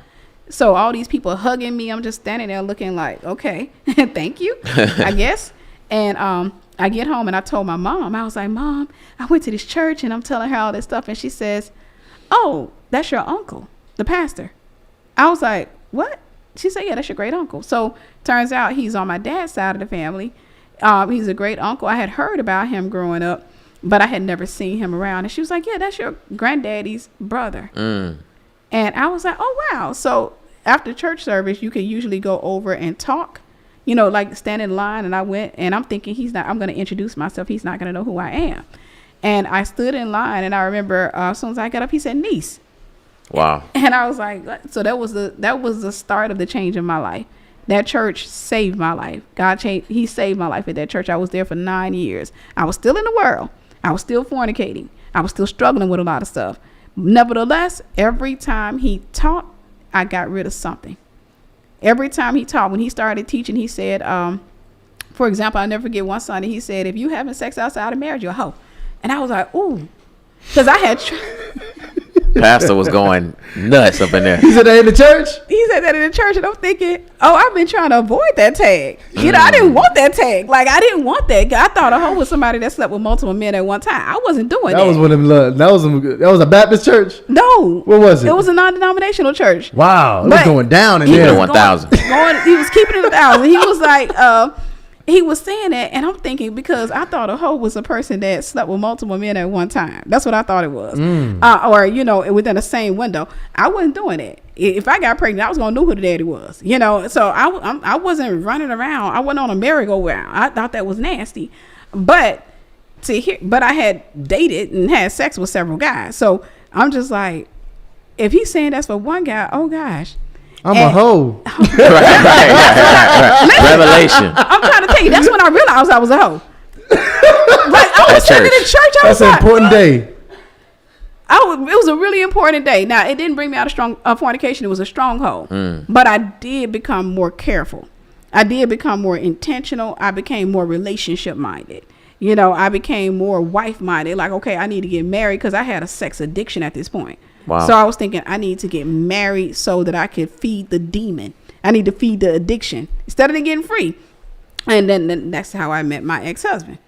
I ended up meeting him, and that was your first, when you met your ex-husband, that's your first and only marriage? No, I've been married twice. Hold on, wait. So you know, this is interesting because people who might be dealing with the fact that they want to have sex, but they want to have sex legally, right? They want to have sex under covenant because they love sex so much. They love sex. And you're saying that if your motivation is I want to get married so I can legally have sex, you still are bound. You still got the demon. You still got the demon. And you got to understand, demons don't like legal stuff. So when you're outside of marriage and you're doing that, your libido going to be through the roof. But when you get married, you can still have a libido through the roof, but you're going to probably not be interested in the person you're with for too long. Right. Because the demon doesn't want that thing legal. So that's why a lot of people end up in divorce, because outside of marriage, they were doing it. Then they got married. All of a sudden, the woman don't want to do it no more, or something's going on with the guy. All of a sudden, it just goes down. And the man is like, I don't understand. Before we got married, we like rabbits. But when we got married, it's because she had a demon. And that spirit didn't want this. It didn't want it legal. And so now once it's legalized, now it's legal sex, the demon wants something illegal because demons are fed by sin. And so they're fed by sin. They're not fed by that. And that's why demons, if you get in a marriage, if you're not delivered, they're going to go out of their way to end your marriage. They're going to go out of their way to destroy your marriage. And this is when they'll throw another woman at you. They'll throw another man at the woman. Or for women, a lot of times our greatest warfare is imagination. Our greatest warfare is not imagination of another person, is what my man ain't doing, what he ain't doing. And so a lot of times what ends up happening with us, because we were looking for the man to be the God, to be to fill that void that we have, we start nagging, we start arguing, we start complaining, and we're not doing it maliciously. Most of the time we're doing it because we're trying to make him into what we need, because we always marry our fantasy of a person, but we divorce their reality. We're not marrying that person because I love you and I want to be with you. We're marrying that person because we think we love him. He makes us feel a certain way, and we think that he's going to fix us. We think that he's going to make us feel better. A lot of times when you're broken, that's how you think. You think that, okay, but I just need to fix this about him. If I fix this about him, he'll fix that about me. You know, if I fix the fact that his mother did him wrong and his mother wasn't there for him and his mother didn't love on him, if I'm there and I love on him and I give him all that, then he going to fix my father wounds. And so it's going to be that type of thing. And so that's what makes a woman, whenever we're not getting that, then we start to, hey, can I have a talk with you? Can I talk with you? And it doesn't, in our mind, we're thinking, I'm not nagging, I'm just having a talk. And for the most women will tell you, the thought is, I'm going to have a talk with him and he'll understand. Like, he's not going to get mad. It doesn't end that way. Because when you say to a man, can we have a talk? Automatically, here comes that defense, right? And so we're like, can we talk? Can we talk? But the enemy loves to send us into marriages broken because, broken people break things. So we're going to come in. If I'm broken and I get with a man, I'm going to break him all the more. Not intentionally. I won't know, because most of the times, like I tell women, sometimes we can give a man in-house rejection. So what we'll do is we'll use his spirit of rejection against him. We're not knowing that we're doing it. And then he will give us in-house rejection. So like, for example, as a woman, we may sit back and we may constantly talk about, what he's not doing. So we'll make him feel like he's not good enough. Why are you not doing this? And then a lot of times what we'll do, we'll start sharing videos of some of our favorite podcasters, right? If the man says, man, this is what you're supposed to do for your woman. Then we'll be sharing, amen, tagging the man down. Praise God. Harley Initiated might be on a couple of them. Right. I'm trying to tell you. And what we're trying to do, we want the man to feel convicted. We want him to say, you know what, I ain't been doing right. Let me try to do that. But instead, it works in the opposite way because he starts feeling like, I'm not good enough. I'm not good enough for her. And then that weaponizes whatever rejection issues he has. And then he will weaponize our rejection because typically a man, what he'll do is he'll keep leaving. I'm going to go for a ride. I'm going to keep doing this. I'm going to do that. Yep. And so now we start dealing with abandonment or fear of abandonment. And so now we at the house crying, which is going to worsen it up. So you have two people that are just making each other's issues worse. We're not making it better. We think we're making it better. Okay, if he comes home and I tell him, we'll have the thought, I'm going to tell him this. I don't want to fight. I ain't trying to fight. I just want us to talk. That's it. Or what have you. That's how we think. And then we're having in our mind that it's going to end in us making up, having a great night together, and then going out for the weekend. It don't end like that. It don't end like that. So that's just how the enemy plays with it, is that now once you're broken, he wants you to get in relationships, but he doesn't want you to get married. If you get into a relationship and get married, all of the spirits of lust, all of those spirits that they will, I don't want to say abandon you, they'll just point you in another direction. They're not going to let your marriage work. Because God and God's protection, he seek ye first the kingdom of God and his righteousness, and all these things will be added to you. The devil's way is come get what you want first, then go to church. Come get your man, get your children, establish this first. Well, the problem is you're under the wrong authority. That means you haven't brought God as the head to be the authority over that thing. And so when God is not the head, when he's not the authority, it won't work. It won't work. And so that's what the enemy does, is he'll lead you into those relationships broken, expecting that those people to heal you. But here's the problem. You can heal yourself out of a relationship. If I get with somebody and that person is a void filler, what happens when I get the void filled by God? What happens if I get therapy?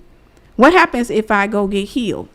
You don't need that person. No longer I don't need him anymore. He becomes a liability now. So now all of a sudden, instead of him satisfying me in that area, now I'm more focused on what he's not doing. Right. So now I'm complaining a lot because I don't need him to fix my daddy wounds anymore because that was fixed. I don't need him to heal me in this area. I don't need him to take care of me financially because I'm good. Man, Tiff, what that just actually gave me is that if a lot of these broken marriages actually heal, it will probably end a lot of these marriages. Yeah. Yeah. These people that got into these marriages broken, which are a lot of people. Yeah. Healing actually will end your marriage. Right. Because they're using the other person as a Band-Aid. They're using the other person as a scab. What happens whenever a wound heals, a scab falls away? So a lot of people, this is why if you're somebody who's intentional and about growing and healing, the other person will keep wounding you. because you can only relate to them when you're broken. This is why a lot of women cry narcissists, a lot of men cry narcissists. You get in a relationship with somebody who is not interested in healing. Most people are not interested in healing. You get in a relationship with a person who's adapted on that level. Remember, we date in dimensions. They've adapted, they've learned and mastered that level. They are a king on that level or a prince on that level. You're telling them, I'm going to take you into a realm where you're a student again. I'm going to take you to another dimension. They don't want that. But if they value you or they idolize you, what they're going to do is they're going to break you so that you never elevate. And this is when you're going to start finding out that they're having affairs. This is when you're going to start finding out that they're doing, or they may start getting relatively abusive and all the more controlling. It's because they have to break you to keep you with them. Because if you mess around and heal, the way that you see is going to change, because what you see has everything to do with what you say. If I get healing, if I've been studying my Bible and I'm applying the word and I'm getting therapy, what I think is going to change, which is going to cause what I say to change. We live in a world of words that we've created. Our worlds are created of the words that we say. Right. And so I'm going to say different things. So now I'm going to create a different world, but a house divided can't stand, because now the man I'm with is living in a world of words that I used to live in. So I'm going to cause him to become a widow in the house. I'm going to die to myself. He's going to lose a wife he married, all the while watching another woman he can't relate to, probably someone he doesn't feel good enough for, start to emerge in the house. And so while he's starting to lose his wife, in many cases, he's going to try to break her to bring her back. He's going to start hurting her to bring her back. He's going to start doing things and staying off the wall stuff like, I don't know if this is going to work. Maybe we got to get a divorce. He's going to start breaking her to bring her back. To keep her at that level. To keep her at that level.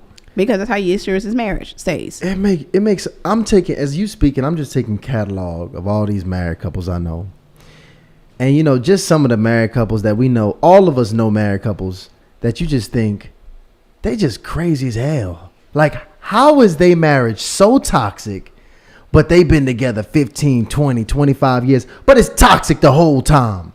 But they're allowed to be broken together and stay in whatever world they in, and that somehow the void, that brokenness fits in some way to keep them together. And the problem is, though, everything that marriage touches, though, creates dysfunction. Yeah. Because when we think about the children that are birthed from those types of marriages, when we think about the friends that visit those households, they probably have stories where that's where they were introduced to pornography, or they probably were introduced to these other bad experiences because they touched that broken marriage. Yeah. So it's really interesting when you think about that, just as when you think about the healthy marriages, which, by the way, if we take catalog of the most beautiful marriages we know, many of us, that's a short list for a lot of us. When you think about those homes, that was probably the home that set the example of, I want my wife to kind of be just like this. Yeah. This is where I have had my first time sitting at a dinner table and actually Right. having dinner with a family. It was the first time I've had this happen. So that home has a completely different impact on anybody that now touches that household. Is really just allowing me to really reflect on those things. And it's just a lot of broken people in these broken relationships, just as you at that point now. Because I want to go back to your story. You're this broken woman now, motivated by sex and to not be a hoe based on what was happening in church. Found a man who somehow matched and filled your void. Right. Correct? So y'all demons was on the same page handshaking. Yeah, they weren't on the same page handshaking, but they were somewhere in the neighborhood. I'll say that much. I end up finding somebody, he's got rejection issues, insecurity issues, all that. And then at the same time, he's intentional, good looking, and he's protective of me. That was my main thing. Good looking is important. We got to have some sex. Oh, I'm telling you. Good looking is important. We talking kids, we ain't trying to hurt them. We ain't trying to hurt them. And so, I end up meeting this guy. And I'm deep in church at this point. I'm starting to go to church. I'm heavy. Like, I really want God. I'm going to church consistently. And I end up meeting this guy, and he just seems to be the man of my dreams. He seems to be everything that I ever wanted in a person. But I learned, that the enemy, that's just, I call that his offering. That's his way of saying, hey, don't leave. Come on back. I end up meeting this guy, and I liked him. But he's, to me, a guy That's it. He's a beautiful guy to look at. That's it. That's all. And my mentality, we'll see what happens. But this man starts pursuing me with everything in him. Like, he's pursuing me heavy, wants to be with me every single day of the week. If I was getting off work, he's like, where are you? What time I'm going to come be with you, what have you. And I recognize that, hey, this guy is not only pursuing me, he's pursuing me as a wife. He's heavy into this. He seems to be to the point of obsession. And I ignored all the red flags. I ignored all the red flags. And being a babe in Christ, I said, okay, well, we're going to see. And we ended up, he was staying with his parents going through a divorce. And I justified the relationship because I said, well, it's not like I took him, because he's already going through a divorce. Now, let me mention this. Divorce runs in my bloodline. Not only divorce, but adultery runs in my bloodline. So that was a bloodline curse. So I sat up there. The devil knew that he couldn't get me to go outright and mess with nobody's husband. He couldn't get me that, especially at that space. He couldn't get me outright. And so the devil said, let me get her this way. So I end up meeting him, and he tells me he's going through a divorce. And I'm just like, well, it's not like I took him. So I started dating him, and then I started staying the night at his parents' house where he was staying, and got to the point where I was over there so many nights. Like, he didn't want me to go home, to the point he looked at me one day. He said, go get your clothes and just put them in the closet. I said, your mama gonna get me. And he said, we'll do it in the middle of the night. Wow. So I bought my clothes in the trunk of the car. His mom went to bed, and he bought the clothes in, hung them up in the closet. And that's how we ended up staying with his parents until his divorce was finalized. Then we moved into our house. But now, I was convicted because I'm going to church at this point. I know what I'm doing is wrong. And so I started telling him, hey, this doesn't feel right. I really care, but this doesn't feel right. And I'm like, I got to be married and all this. And he says, yeah, of course. I want to marry you, all that. So after 2 years of shacking up, we got married. After 2 years of shacking up, we got married. And I was thinking, okay, we're no longer in the sin anymore. That doesn't change anything, because at the same time, my heart was still the heart of a fornicator. That meant that if the relationship dissolved, I would go back into it. I came to realize that fornication for God has nothing to do with what you do. That's just the fruit. That's the evidence. It's the heart of it. I was still in agreement with fornication. And so I ended up getting married to him. We already saw the red flags. He was already breaking stuff. We already had an abusive episode before then. But I blamed myself, which is the nature of abuse. I was the woman that said I would never let a man hit on me. Never. I grew up in a household where we fought back. I fought the guys in my household. I fought back. My brother, what have you. But I fought back. I fought my cousins. I fought. And what have you. So for me, it's just like, I would never let a man hit on me. Well, I ended up being in an abusive marriage, and he wouldn't hit me. He would choke me. His favorite thing was to choke me, to slam me, and all that other stuff. And it would always be around him cheating, or me being suspicious of him cheating and stuff like that. I was abusive in the fact of what I would say, because I would say something like, I know what you were out there doing. Don't think I can't go do it too. I would say stuff to kind of trigger him, and then he would do stuff to trigger me. So we had a very toxic, very volatile relationship. But I'm in church. I'm trying to be intentional and stuff like that. But this man has so much anger toward women, so much hatred toward women. And I could tell, like, whenever I was baby when he was okay with me. I was Tiffany when he was mad at me. And so I already knew.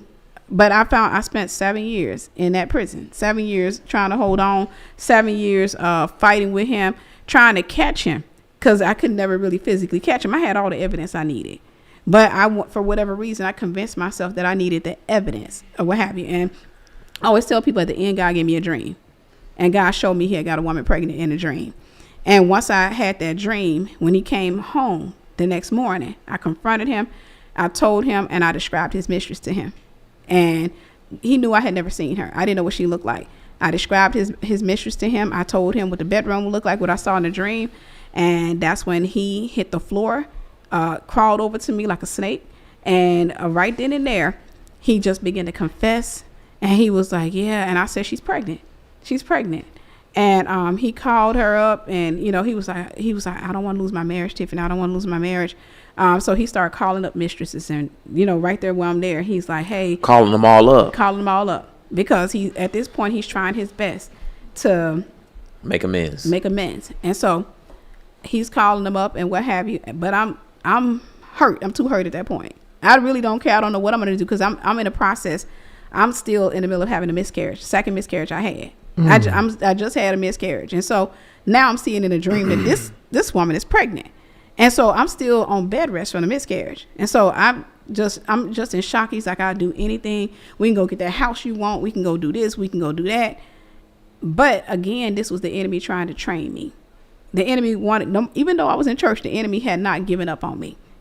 Right? The enemy had not given up on me. The enemy had his mind made up that you're going to become what I broke you to be. You're going to become that. So he ends up calling her. And first, she was like, I heard your voice note, all that.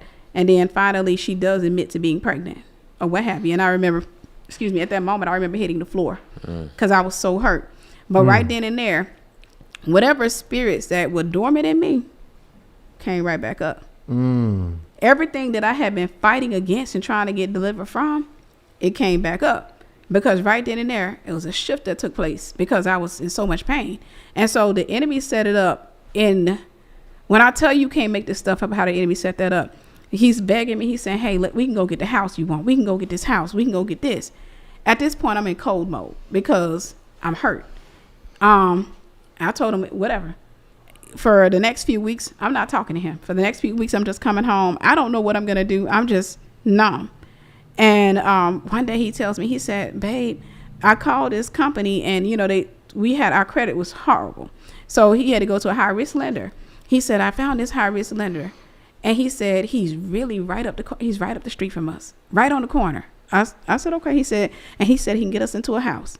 I said, okay. That's all I could say at that time. Okay. So one day I'm at work. He calls me. He said, hey, I'm at the office with the lender. He said he needs your check stubs. Can you print off some check stubs and come up here? And I said, yeah. So I pull up in there and I'm still like in this bad mood. I walk in, I kid you not. I walk in and I look up and the lender is my ex. Wow. Millionaire ex. It's a straight movie. Oh, gosh. You can't make this stuff up. I walk up in there and I say the devil will set you up some type of way. I walk up in there and first I got my head down and I'm handing him the thing. And then I looked up at him and he looked at me and I just stared at him and he stared at me and I don't know what to say at this moment. And then he said, hi. And I call him Frank. He said, hi, my name is Frank. Nice to meet you. I said, it's nice to meet you. And I went and sat next to this man. Sat next to the man I was married to. And he was like, babe, Frank said he can get us in the house. But I'm thinking to myself, should I tell him? So then I had this devil on my shoulder that said, you told this man everything for 5 years. You've been faithful to him for 5 years. You didn't hold a secret from him for 5 years. Why are you going to tell him now? This may be God. That was a demon telling me that. But I sat there and I decided I'm going to wait till I get out of here. I'm going to call my mom and see what she say. So once we left out of the office, he get in his car, I get in my car. Our house is literally just a few feet away. Not too long. It's just down the street. I get in the car, call my mom, and my mom said, see, that's how God worked that out. He don't tell him nothing. You've been says the same thing that their voice was saying to me. You done told this man everything or what have you. And I always liked Frank for you. He could take care of you. Frank can do this. So I was raised to think that a man's supposed to take care of me. That was my thing, right? So she was like, he could take care of you. He could do this and he could do that. So I'm like, okay, cool. Confirmation. So I don't tell him anything. I keep it to myself. I got a promotion on my job at the phone company. And I started working as a supervisor. And again, at this time, I'm really not talking to this man. I'm just really just going home and I'm kind of staying away from him. I'm still in that space of hurt. And I remember one day I get off early. He wasn't expecting me. And I come in through the door. And he had a phone. He had the house phone. And I know the mission's number at this point. So I knew her number. So he had the house phone. And I see him, and he put the phone down. And I just walk up to him. I said, hey, what you doing? And he was like, nothing. But he's staring straight up ahead, right? He can't even look over at me. He's just in guilt mode, frozen. And I walk up and I try to grab the house phone. He tried to grab it at the same time. But I get it. And I took off and ran with it. And I hit redial. And her number shows up. And I hit the hang up button. I threw it to him. He said, I was just only calling her back. He said, she called me. I was just calling her back. I said, it's fine. Now, this time, what was in me, what had been put in me as a kid, that brokenness, that thing was at the surface. It was at the surface. So I think to myself, I'm going to go down with Frank and I'm going to show him how that feel. to have somebody give your body away, I'm going to show him how I feel. So I go into the bathroom. I take a bath. I get up. I do my makeup. I do my hair. And I go in, and I know he going to tell me no about going somewhere with me because he don't want to hear my mouth. And it should have been a red flag to him because I'm quiet. Because normally I'm arguing. So I walk up, and I look at him, and I said, hey, I'm going to the mall. You want to come? He said, no. I said, okay, I'll be back. I drove straight down to Frank's office. And I got out the car. I walked up into his office. He was on the phone. And he was on the phone with some guy leaning back. And he didn't see me coming at first because it's nighttime at this point. I walk up and I walk around him. He sees me. And when he sees me, I straddle him. And I just start taking his clothes off. In the office? In the office. And that's how While you married? While I'm married. That's how I got caught up in an adulterous affair. Wow. You know. That's crazy. Yep. That was my attempt to get revenge. Wow. She got that lick back. That was my attempt to get revenge. And Frank's lucky day. Oh, yeah. I mean. That boy was Frank Sinatra that day. Right. Boy. So, okay. Wow. In the office. In the office. That's straight out. Hey, look, first of all, we gotta put some money behind this story. This is a movie for real. It is. Listen. Real quick, because we didn't even talk about the giveaway before we start again. We gotta go ahead and talk about the giveaway. Guys, we're giving away 15 books. Now it's gonna be a variety because we got such a published author with you. But a few of those books are actually gonna be her recent book, Jezebel and the Prophet, which is already, if I'm not mistaken, the Amazon bestseller. Yes. This is excellent. And guys, all you got to do is click the link in the bio. We have not done, or in the description, we have not done a giveaway in a while. So Tiffany, we really appreciate you for supporting the initiatives. But guys, we're giving away 15 of them. All you got to do, click the link in the description.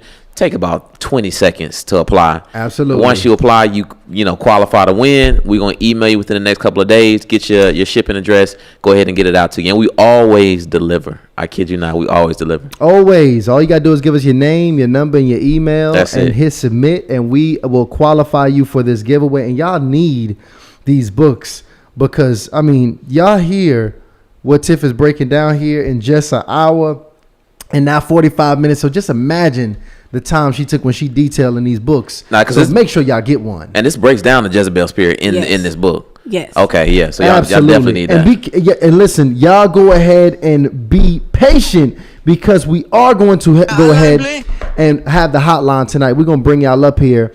We just got to make sure I go ahead and close out this testimony here because y'all see it's a testimony worth hearing. Big facts. And one more super chat real quick. Go ahead and send your super chats in if you want your thoughts to be heard here. Any super chat over 10, we're going to read out loud. Go ahead, Ryan. Shout out to Nicole McCrae says, that's my mentor, Vision. Anointed fire.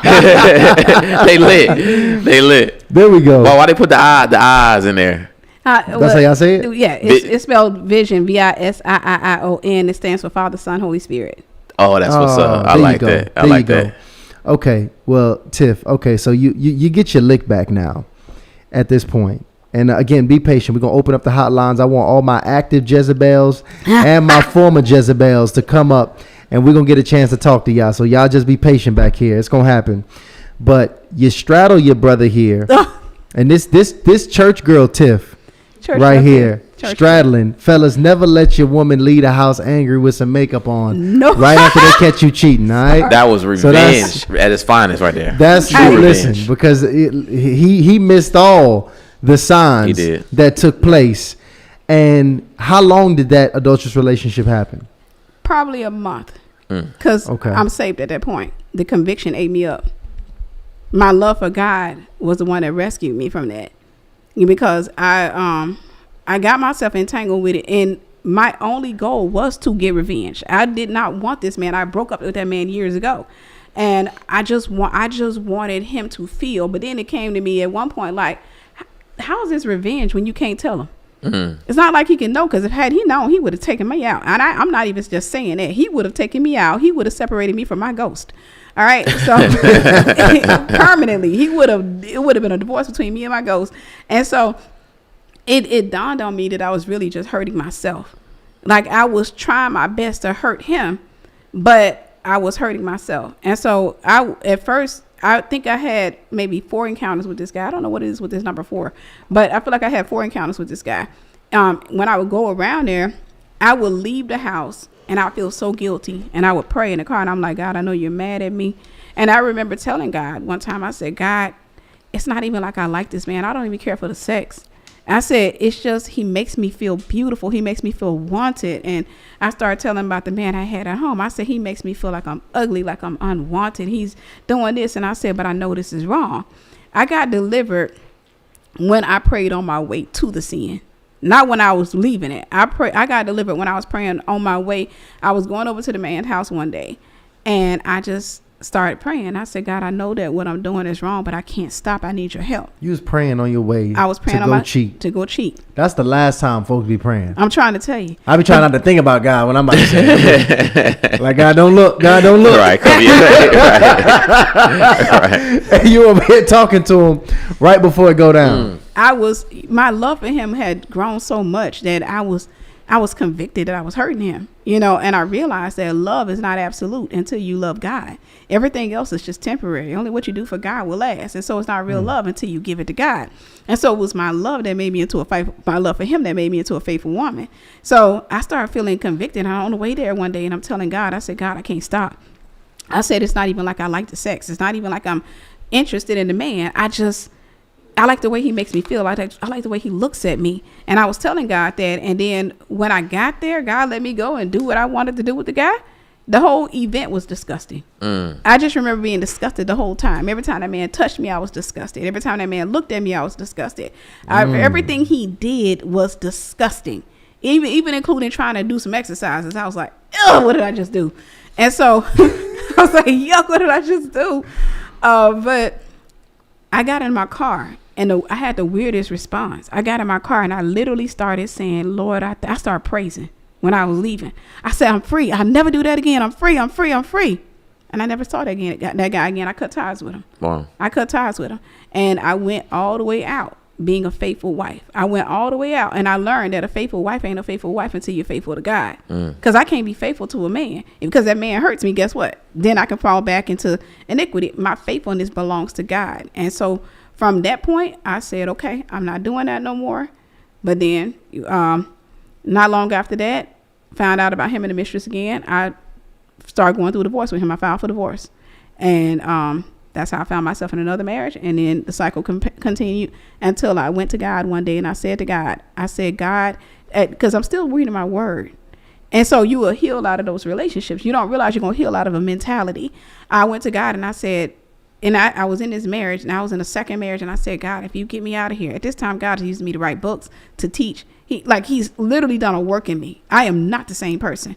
And I remember I said to God, because I wanted to get out that marriage so bad. I said, God, if you get me out of here, I'll never fornicate again. I said, if you get me out of here, because I recognized I wasn't loved. I said, if you get me out of here, I'll never fornicate again. It didn't feel like God was moving fast enough. So I think probably 48 hours or 24 hours later, I go back to God. I said, listen, if you get me out of here, I won't even kiss until marriage. I said, whenever the pastor says you may now kiss the bride, that'll be the first time he kissed me. And after that, God took me through a process. I had to keep getting close to him. I had to die my way out of that relationship. I couldn't just walk out. I had to die my way out. I had to get closer to God. I had to go through the process. I had to go through healing. I had to go through counseling. I had to go through deliverance. And God took me on a process until we finally broke up. And that was, he went to Africa and he bought witchcraft in our house. I found it. Wow. And I found it, what have you, and I threw the stuff away. I anointed my house with oil. That's the day he left. And from that point on. And this was by the way, was this brother here, what was his belief? He was from Cameroon. So he was Catholic, but his family believed in ancestral worship. Got it. So okay. Catholic with a little sprinkle of witchcraft on it. I got it. Yeah. nice little cocktail. Right. Yeah. Most Catholics are into that. That's what I hear. So okay. He went over there, and especially ones from other countries. But he went over to his country, and they performed a ritual on him. I found that out after we were going through a divorce. But he was going into that lifestyle. I found the stuff in the house, but over a week of a stench in our house. I found, I kept looking, and I was praying. God woke me up one morning, and while he was at work, God told me to get up and go into the room that he had been sleeping in. I had told him when he got back, I didn't recognize him. When he got into the car, I said, it just feels different. I said, could you do me a favor? Could you sleep in the other room? I said, I'm not trying to fight with you. I said, it just feels funny. And he said, okay. And so I went into that, when I got up, the Lord led me into that room. I went into his bag, this black bag, this backpack he was carrying, and I found olive oil. And I'm like, he not even saved. Why he carrying olive oil? And why is it used? So I'm just like, I'm just like, okay. I went and I threw it away, which God told me to do. I threw it away and I took my holy oil and I went through the room and I go through my whole house, anointing the house. And I'm like, I decree and declare no devil can come in here. I bind every devil. I'm just going through the house. And I went through that entire house. I went, sat back down, and then I kept smelling the stench. And I got up and I was like, where's that stench coming from? And I followed the stench and I went to the kitchen where the stench was coming from. It was stronger and stronger. And I found a black bag in a cabinet. And when I opened it up, it was, I don't know what was in it, but it looked like a brick almost. And it was wrapped with paper. It was a brown paper bag, rubber bands, but it had maggots on it. Oh. It had maggots on it. And, you know, maggots are flesh eaters. Yeah. And so I let him know what I found. And it had peels and stuff at the bottom of the bag as well, loose peels. I let him know what I found. He told me to put it in a valet trash by the house so when he got home, he can get it out. I talked to my best friend. She said, Tiffany, you know he's going to bring that back in the house. You know what that is. And I was like, yeah, I know. I knew it was something dealing with witchcraft. So I'm dead. And so I went out to the valet trash. I took it, and I took it to the main trash. And this was a Tuesday. They had just dumped the trash. And it was still early, and I threw it in the main trash. And when I anointed my front door. I anointed my house. And when he got home, he opened the valet trash. He knocked on the door. He didn't come in. I opened the door. He was like, where's the bag? And I told him I threw it away. And he freaked out. He said, you're kidding. I said, I threw it away. And he started, I'm talking about like screaming at the top of his lungs. No, you didn't. He came through the house. He told me, he said, you're going to go in the trash and get it. I said, no, I'm not. And I said, if you're getting into that lifestyle, if you're getting into witchcraft, it's over with. I said, because you know my beliefs and all that. He was like, you can't. He was on the phone with a relative of his. And he was like, talking in their language, and then he kept saying, and then he'd go to English. He said, yeah, she's stupid. I don't know why I married this woman. He told me I'm leaving. And so that's the day he packed his bags.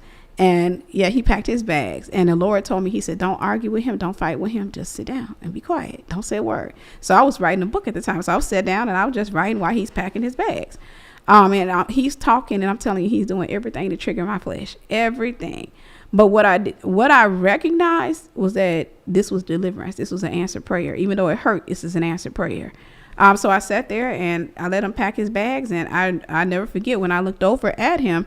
I mean, when he finally finished packing his bags, he said, Tiffany, I got my bag. He said, I'm leaving. And I didn't say anything. I just kept typing, and he kept saying, I'm leaving. And I could see him from my left just looking at me at the door. And finally, I just said, lock the door behind you. That's it. So he got his bags or what have you. And then after that week, we started going through the divorce proceedings. But God delivered me. And in that time, you know, I held fast to my promise. I sat back and I got closer to God all the more. I had already gotten closer to God to the point where he was using me to write and to teach, but he was still healing and delivering me at the same time. I don't think that's a process that ever ends. But during that time, God is using me, what have you, and I had to pass the test that I once failed.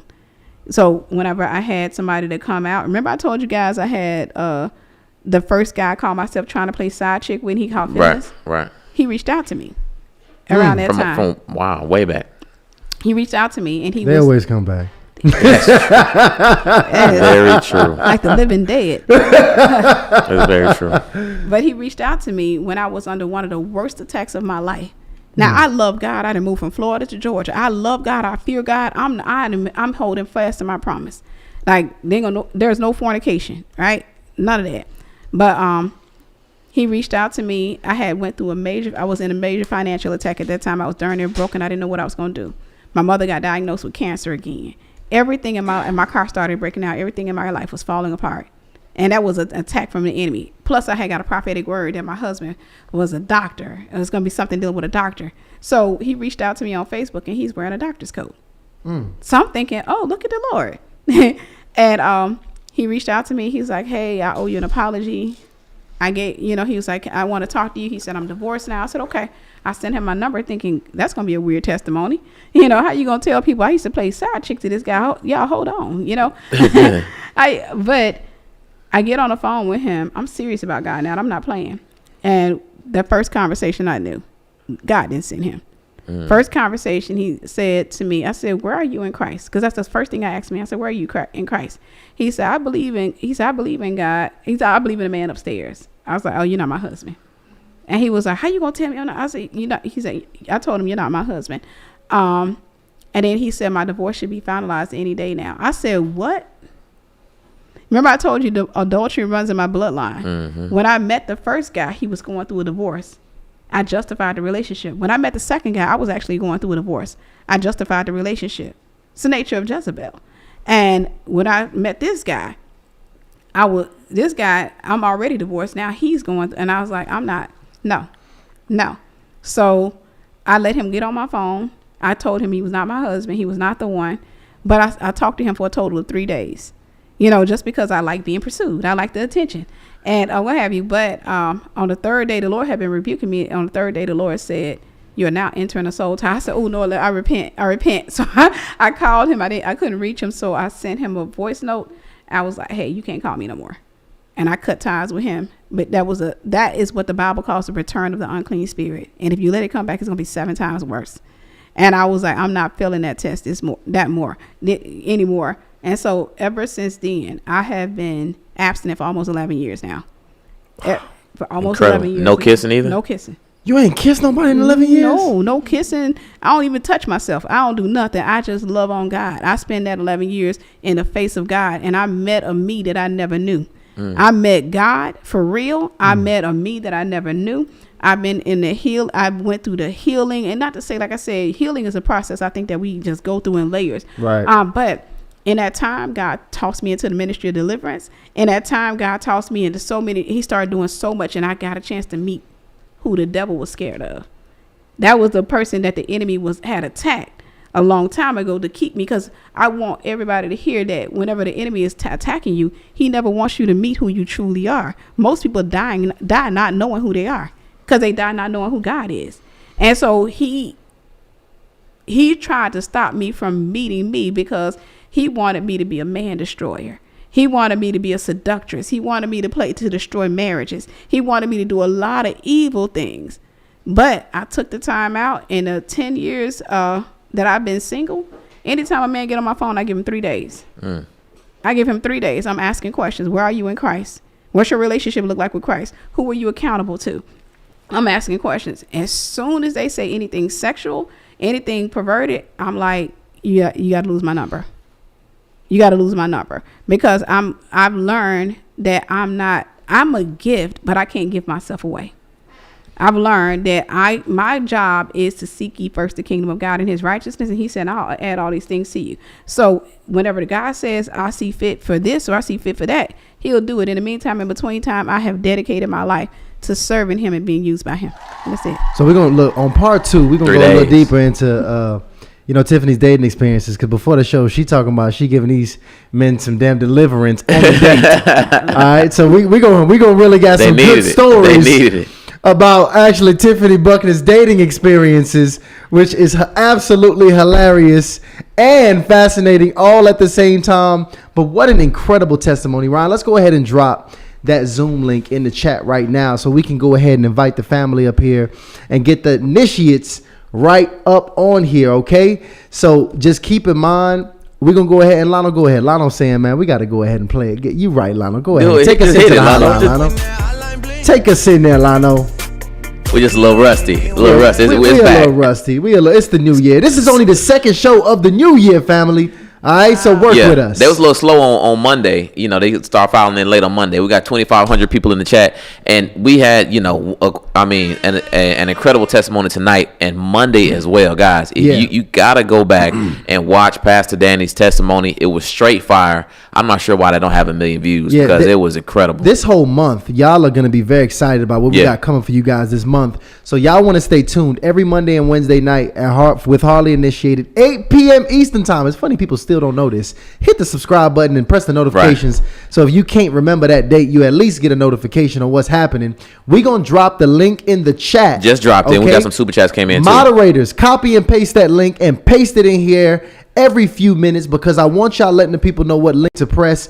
We're going to bring you guys up backstage. Turn your cameras on, and the rules for the initiates, for my OGs, be brief and be brilliant. You will not share a 2-hour testimony like Tiffany Buckner tonight. Facts. That is not what you are here to do.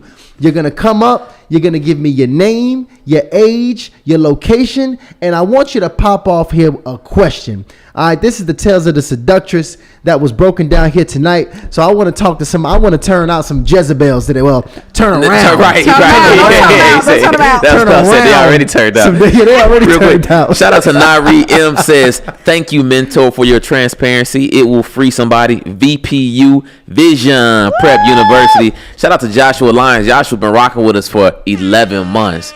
Listen, Joshua, yeah, keep rocking with us. We're going to have to do something very special for your year, your 1-year anniversary next month. Shout out to Christine Santos says, love God's work through mentor Tiffany, Vision, Anointed Fire. Shout out to Danielle B says, let's go mentor Tiffany, delivering souls with this testimony. And shout out to Ruth Webster says, tonight's testimony and teaching is straight fire, which I agree with. Life changing for both men and women. Thankful for my mentor, BPU, #freedom. Absolutely. BPU turning up in here. Turning up. I actually never really acknowledge our Facebook family. We got people watching. We go live on Facebook too. For any reason, if y'all don't get the link or y'all don't see it, I think you can go right over to your actual search engine and type in callinnow.com.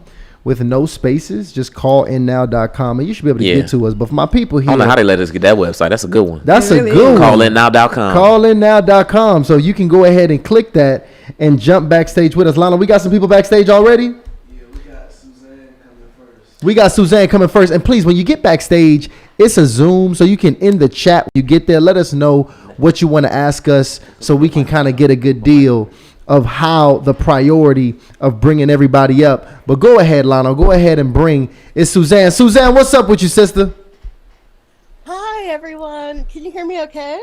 Absolutely. Welcome to the show. We might need to turn that up. Turn it up. Turn the volume up on our people so we can hear them. There you go. Suzanne, how you doing, sister? I'm great. I can't believe I'm on this. But I'm Suzanne. I'm 50 years old, and I'm living in the DMV. Love it here. Okay.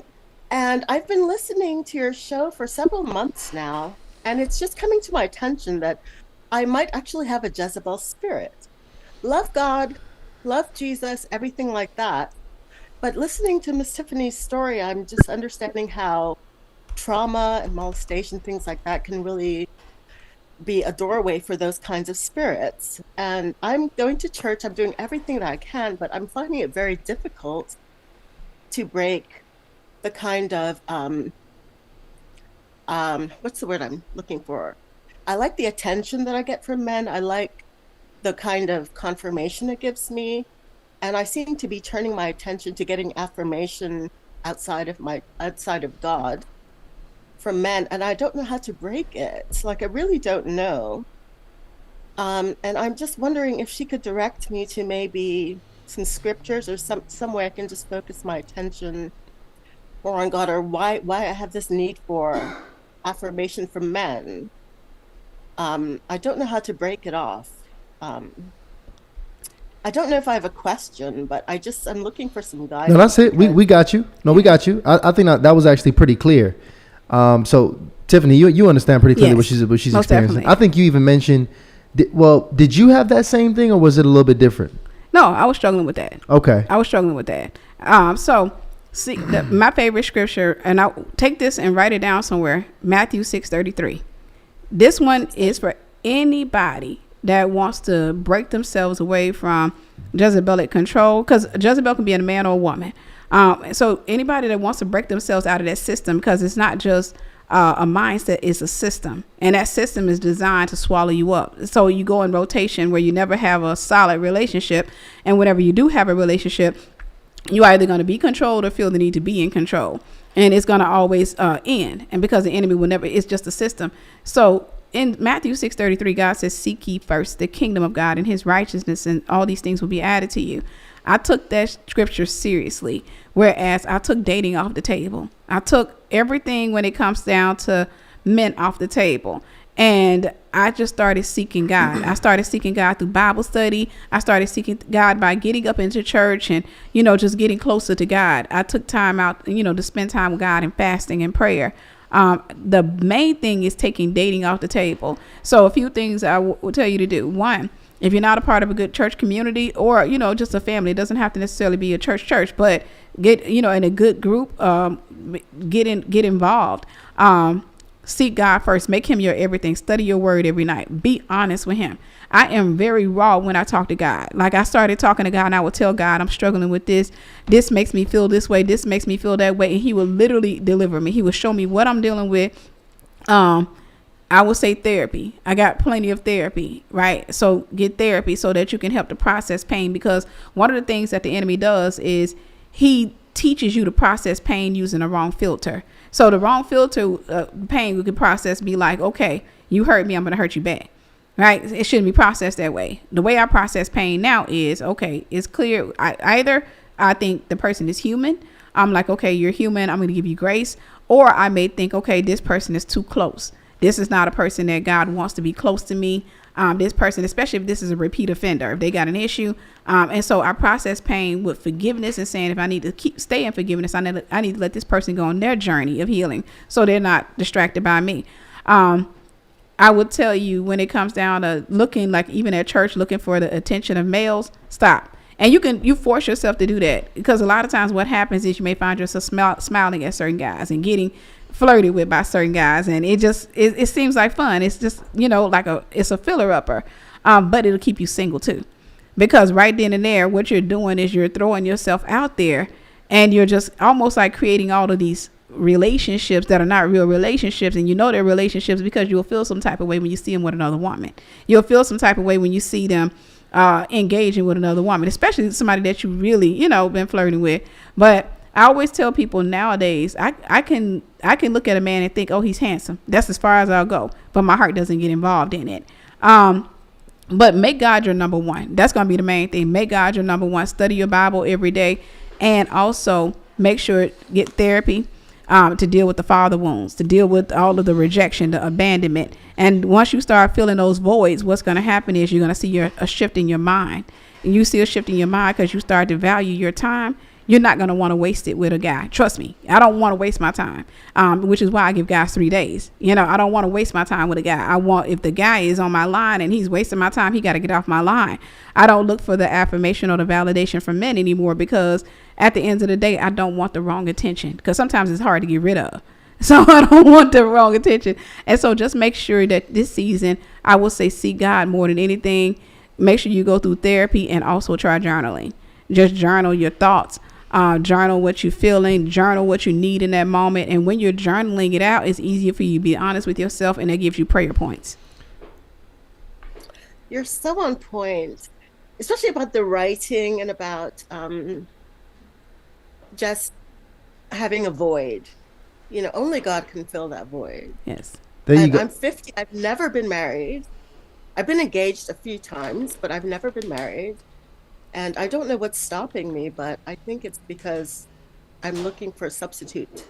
Yeah. And it could be what God does. God will never send you a husband if you're not ready for one. And so God will protect you from a husband if you're not ready. He'll protect the both of you from a spouse. So what you want to do is you got to take that time to heal and grow. It's almost like this. We won't let our children date when they're young. Sometimes we're young in the faith. And God will say, okay, you're not old enough for marriage yet. And so we can be 45, 55, 65 years old and still babes. And if you're a babe, God looks at you as such, and he won't send a person in that season of your life. And so I learned that growth is intentional. So be sure to just grow by studying your word, and you will find that a lot of things will break off of you. Man, Suzanne, thank you so much for coming up here and asking that incredible question.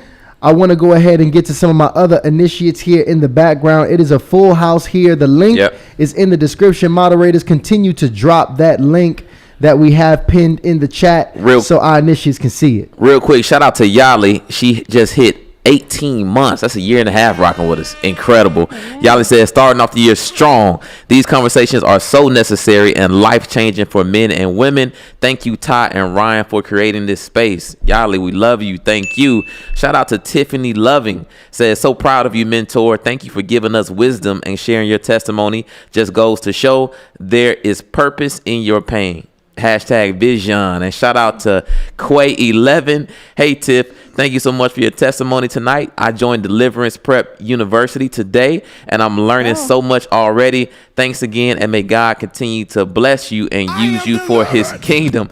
Listen, we just dropped 5 memberships in the chat. We about to start doing very special things for the members. Just about to get that ramp back up. And shout out to Practitioner Her for matching us with a membership. And Practitioner Her, I just love her because she's a lover and an initiate. So she's in both communities, which is just lit. And if you haven't subscribed yet, go ahead and go to Hardly in Love. But don't subscribe just to subscribe. Subscribe if you're interested in nothing or exclusively but dating content, dating activations, blind dating. We got another live show tomorrow at 8 p.m. Yes. And shout out to Ruth Webster for showing love again. Says sign up for Mass Deliverance this Friday with Tiffany Buckner. The link is in her bio on all platforms. You don't want to miss it. And Danielle B, get Mentor Tiffany's books. Great investment, VPU.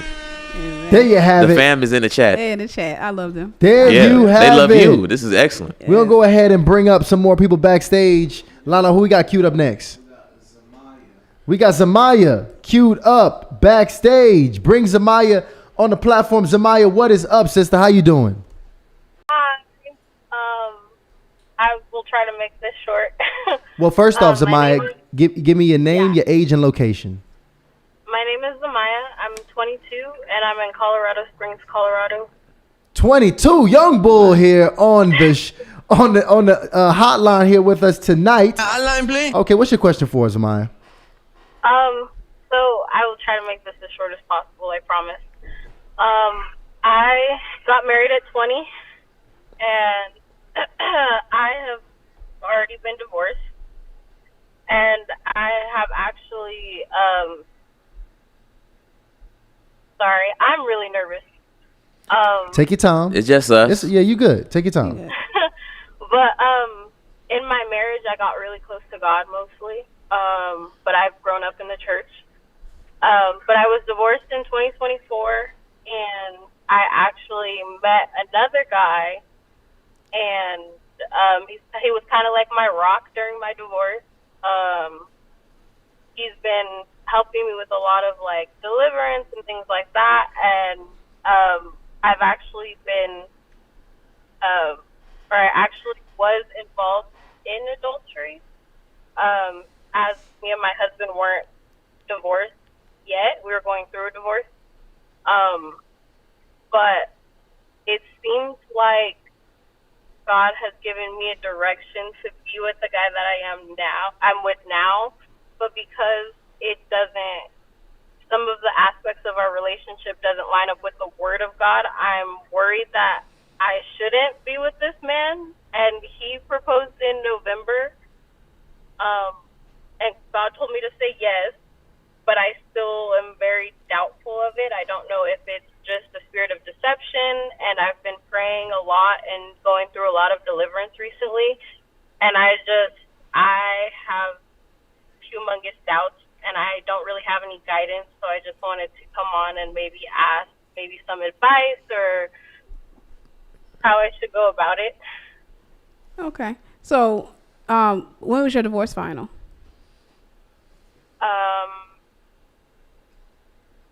I want to say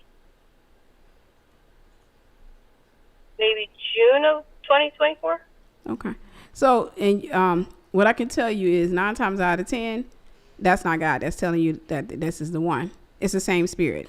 This is how the enemy does. He doesn't allow you to heal. This is what he would do with me.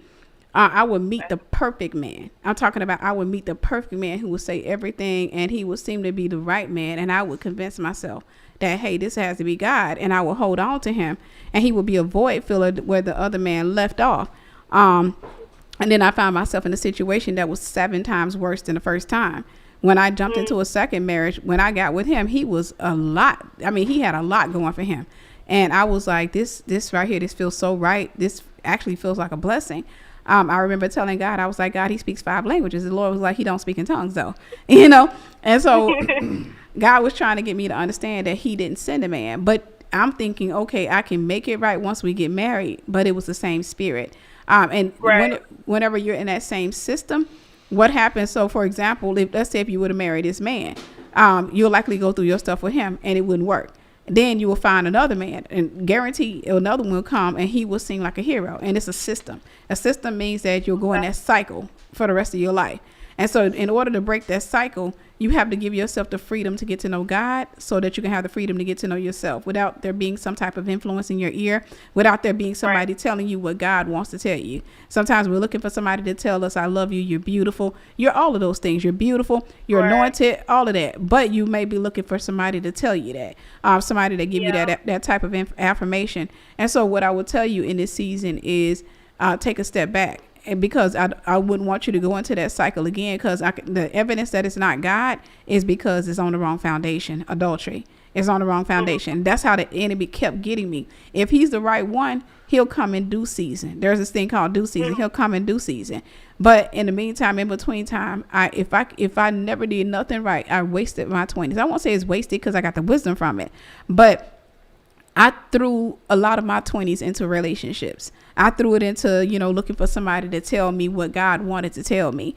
And because of that, I found myself in a lot of abusive situations. I found myself in a lot of pain, a lot of agony. I found myself going through some stuff again and again. And so in this, God has a time for you to meet the right person, and it's going to be on the right foundation. Anything the Bible says only what you do for God will last. So what you're doing now is not necessarily for God, it's for you. And even though we'll bring God in it, it's still not God. And so a lot of times we'll hear voices and it's confirmation, but I promise you it's coming from within the heart. Sometimes it can be coming from the enemy and it's coming from within the heart. And we'll say, I believe that's God. And genuinely, we do believe it's God. But when God does it, God's going to get the glory from it. That is God's goal every time, is that he gets the glory. He can't get the glory if you say, hey, I built this on adultery. I mean, you can get into that marriage and you can have a great time, but it's always usually beautiful in the beginning. But then when you get into the center of that thing, it's like the center of the Tootsie Pop. That's when you feel the cracking of the enemy. That's when you start feeling that stuff. And then you'll find yourself in that same cycle again. So relieve yourself from that cycle. And in that, what you do is just put up a boundary. Hey, listen, take sex off the table. If I don't tell you nothing else, take sex off the table. I made it a point to take that off the table. And then seek God. And so what you will find, James 4:7, submit yourself to God, resist the devil, and he will flee from you. If you put and you're doing everything right by God, you make God your number one, what you'll see is this guy's going to likely run away. He's going to likely flee because you're no longer filling his void. All right. So a lot of times our relationships are, he filled my void, I fill his void, and what have you. And then eventually we deplete ourselves and we got nothing else to give. And so what I want you to do is just spend this time, trust me, with God. If I could go back and talk to the 20-year-old me, that's what I tell me. Spend this time with God. Don't chase no man. Don't get in no relationship. Spend this time. I teach my students to go on daddy-daughter dates with God. I did that for 2 years, where I go out every Saturday and I sit in a restaurant, just me and God. I would spend time with him, eating and just reading my Bible or just scrolling social media or what have you. But I spent that time with God, and in that time I got to know him, and I let him introduce me to me. When you get to meet you, trust me when I tell you, you're going to see how beautiful you are in Christ. You're going to see what he created for you in Christ. And I tell you, half of the people that you say yes to, you will never say yes to again. And when you get to meet God and you meet yourself, it just changes the game. All right? Zamara, I'm curious here, by the way. Are you guys currently engaged? Yes, technically. So remember when I said that I wasn't completely in it 100% because it didn't, I kept battling with it back and forth. I've been trying to take myself out of generalized Christianity or the religion of it and focusing on my relationship specifically with Christ. So it's been hard to kind of determine what's standardized in Christianity and what I should listen to God telling me to do. So in that, I do think that I still hear the voice of God. It's a recent development, probably like a year ago, I started hearing the voice of God. And also when she was saying about the daughter dates. I actually started that last year as well. Awesome. Yeah, so I do spend that time with Christ. And I did take sex off the table for us. And I So did, hold on, wait. When you say you took it off the table, you guys were sexually active at one point in your relationship? Yeah. Okay. And I did take it off the table after we were engaged. And I told him that I needed a year of celibacy between us so that we could really focus on deliverance and getting our relationship on track, and putting God in the center of it. But I don't know. I still worry. So where's so check where is your relationship now though? Like, what's the status of the relationship today? We're engaged, and we are working on our relationship, but it's a lot that I don't like about it. And I don't know if it's selfishness. I don't know if it's a spirit that's kind of hanging over our relationship. Okay, pause real quick. You could pause right there. Yeah. That's really what I wanted to know. I want Tiff to know how to handle this because this is a tricky situation. She's went ahead and gotten engaged, and I already know when you're at the point of getting engaged, you got families intertwined. Yeah. You got I mean, so many aspects of their life, their routine, their friends are already moving in this direction. I mean, I'm okay. I'm okay walking away. You know, as long as I'm in the right standing with God. No, I get it. That's all I really worry about. That's what I want to talk to Tiff about here, because what do you recommend a young lady in this situation do? Put God at the top of everything. And you saying that there's trouble, you know, like some things happening in a relationship, I can guarantee you it's because you pull sex off the table. See, demons don't like legal things. And so what you're dealing with is, when the minute you start trying to make everything legal, problems are going to arise, because now that spirit has to torment you back into that. It's usually idolatry, the fear of losing the person. So I'm going to give in to sex. I'm going to give in to this so that I don't lose this person. And so most of the times what happens is, this is how we find ourselves with narcissists or narcissistic people.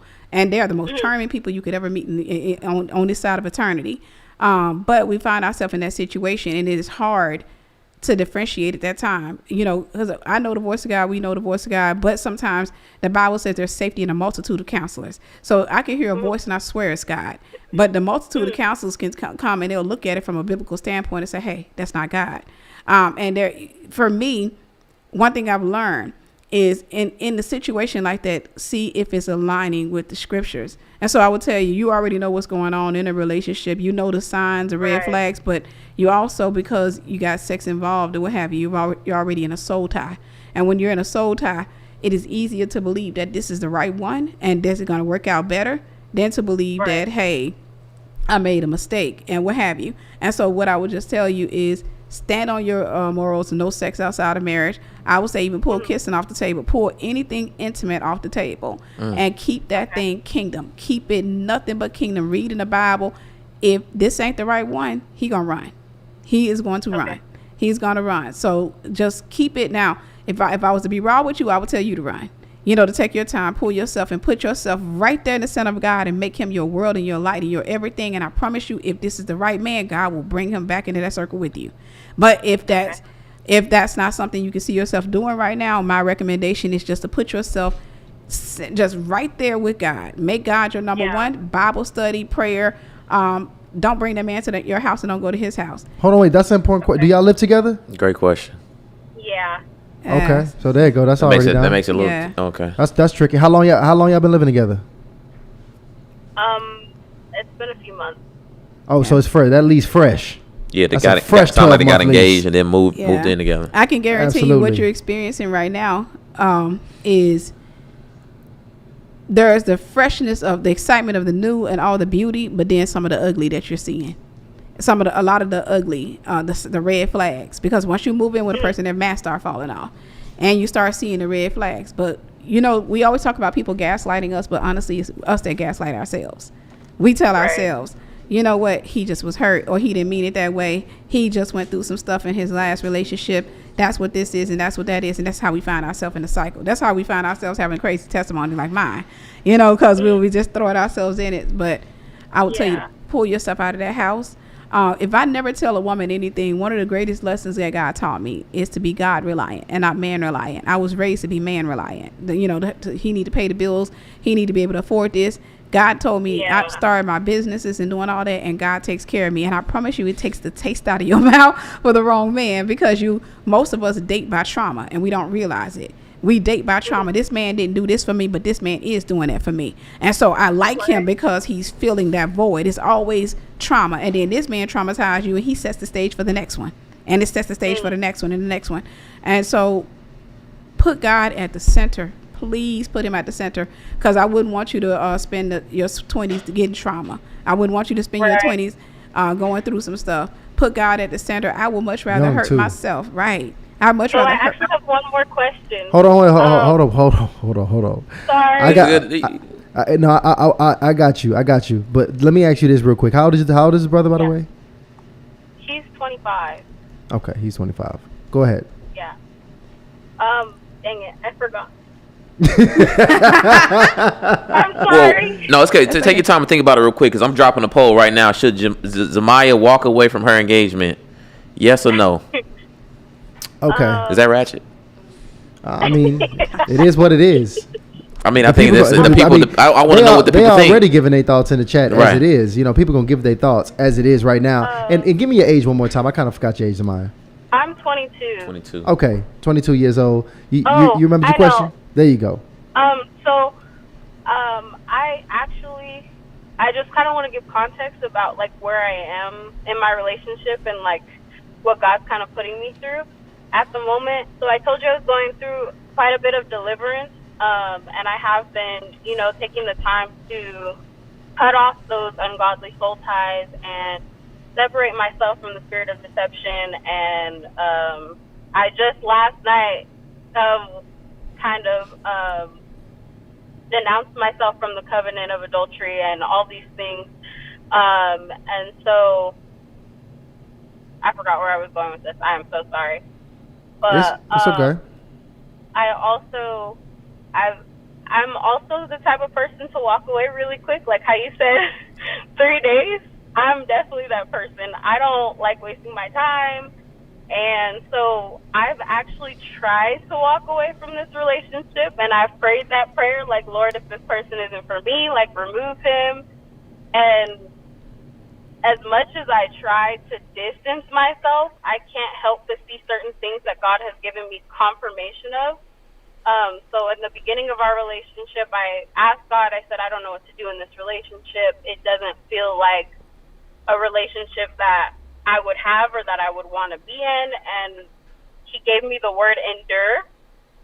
And recently he kind of brought me back to that and was just telling me, kind of giving me the spirit of long suffering, like the fruit of the spirit. And he was like, you have to learn to suffer long. And this last year I kind of have been going through a lot. I've kind of been healing, kind of been trying to get back to God the way that I used to. And it seems like I'm kind of coming at an end of that term of kind of long suffering.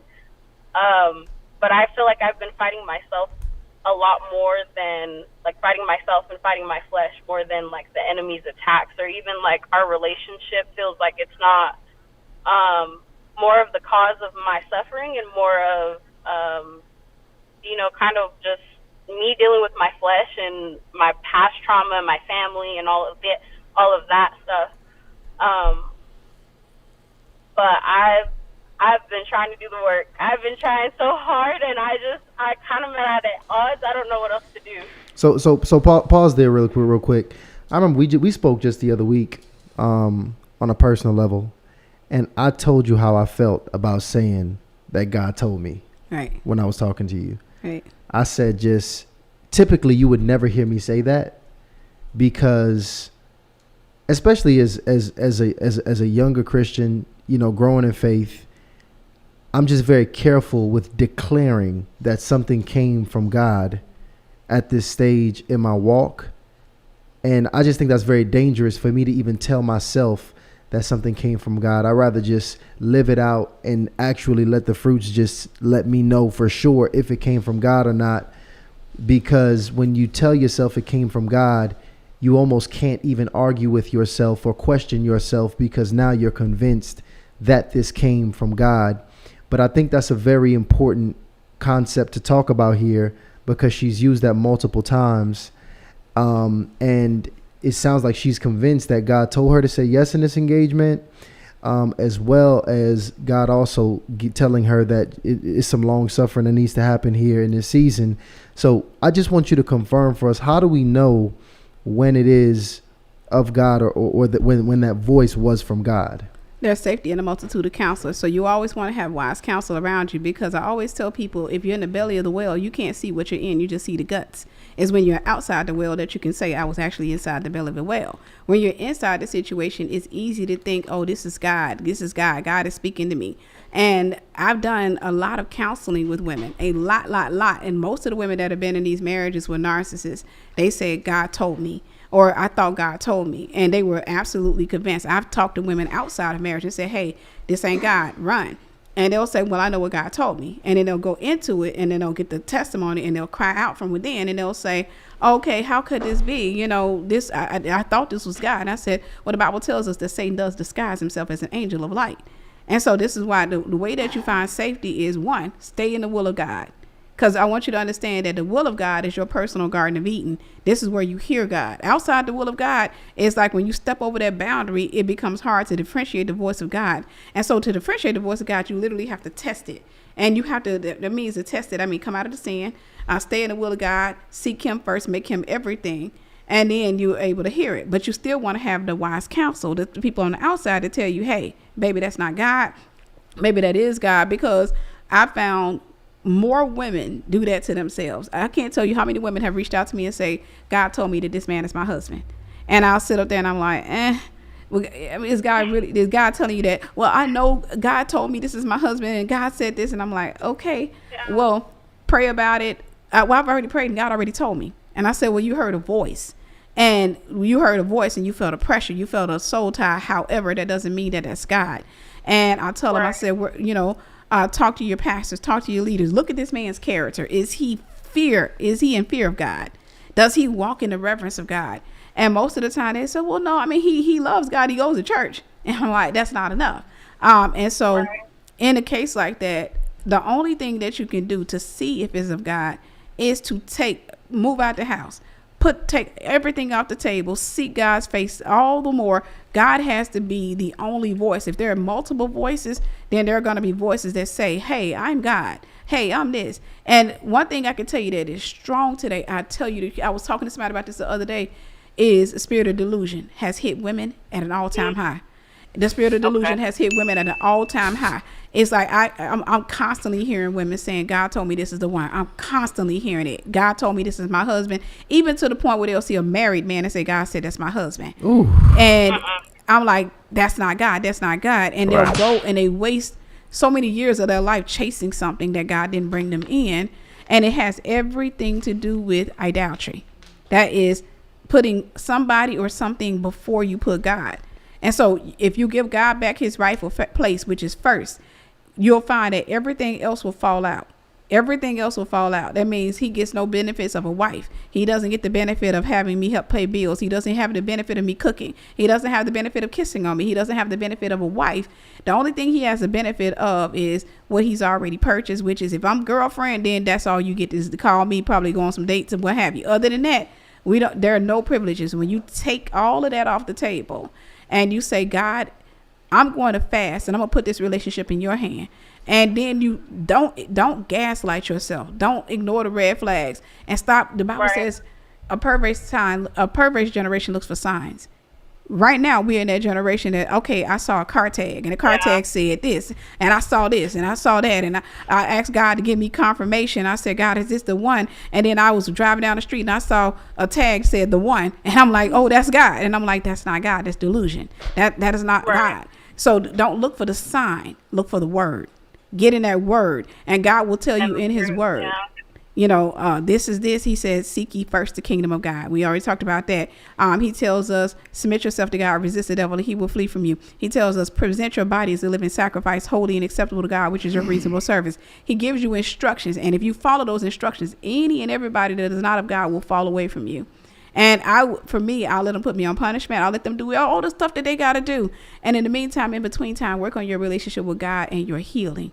And that way, you can see it's easier to hear God when you're healed than when you're hurt. All right. Because when you're hurt, you're saying, okay, I think this is God. I'm pretty sure this is God. I know God's voice. And then you have to go into the belly of the well to see for yourself.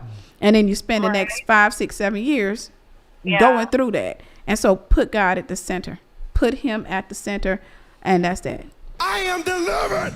She needed that one there. Yeah. She needed that one. Listen, by the way, Zamaya, if you need anything, please, info@hardlyinitiated.com. Keep us tuned in with the story. If you want us to put you in touch with somebody, just let us know. But Big Bro Ryan and Ty got your back. Big fact. Right, so we got you, okay? Appreciate you, Zamaya. Thank you so much. Thank Absolutely. you. I'm going to close that poll since Zamaya's headed out. Should Zamaya walk away from her engagement? We got close to 400 votes. What's this? 90% of the people say absolutely. Walk away. 90% of the people. And listen, the people have absolutely spoken. Shout out to the initiates for chiming in on that one. For those of you who don't know, we're doing a giveaway tonight. We're giving away how many books tonight is 15 it? copies. 15 books. It's going to be a variety of books. A variety of books here coming from Tiffany Buckner here. She brought us some gifts. So in the description, fill out the giveaway link that we've put there. That's just name, email, phone.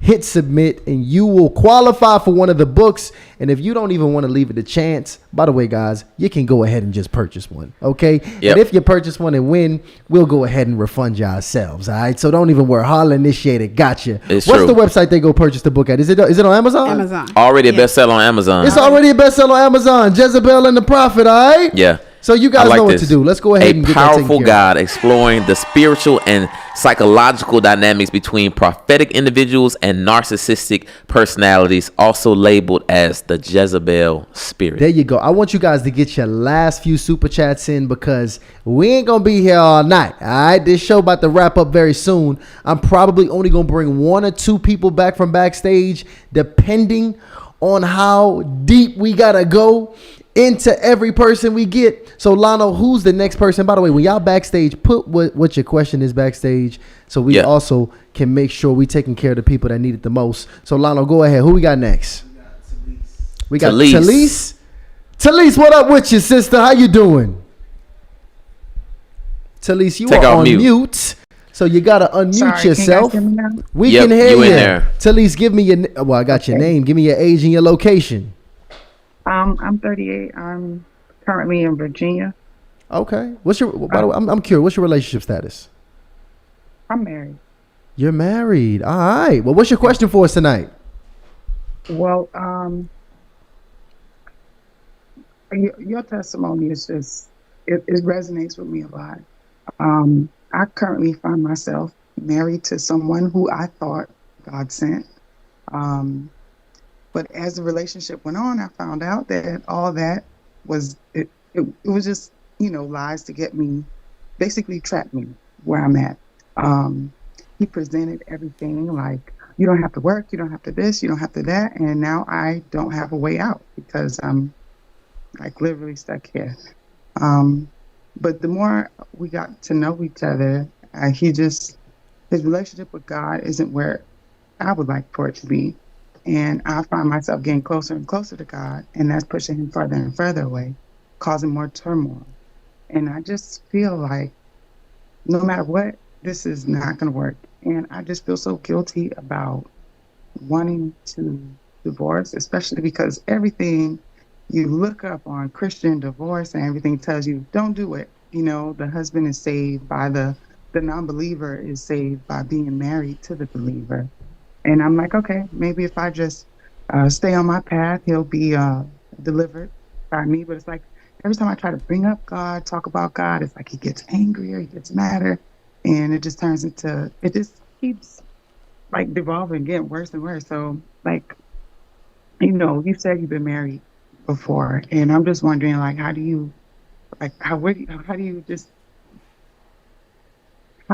go about, I don't know, the question exactly, but dealing with the guilt of divorce, I guess.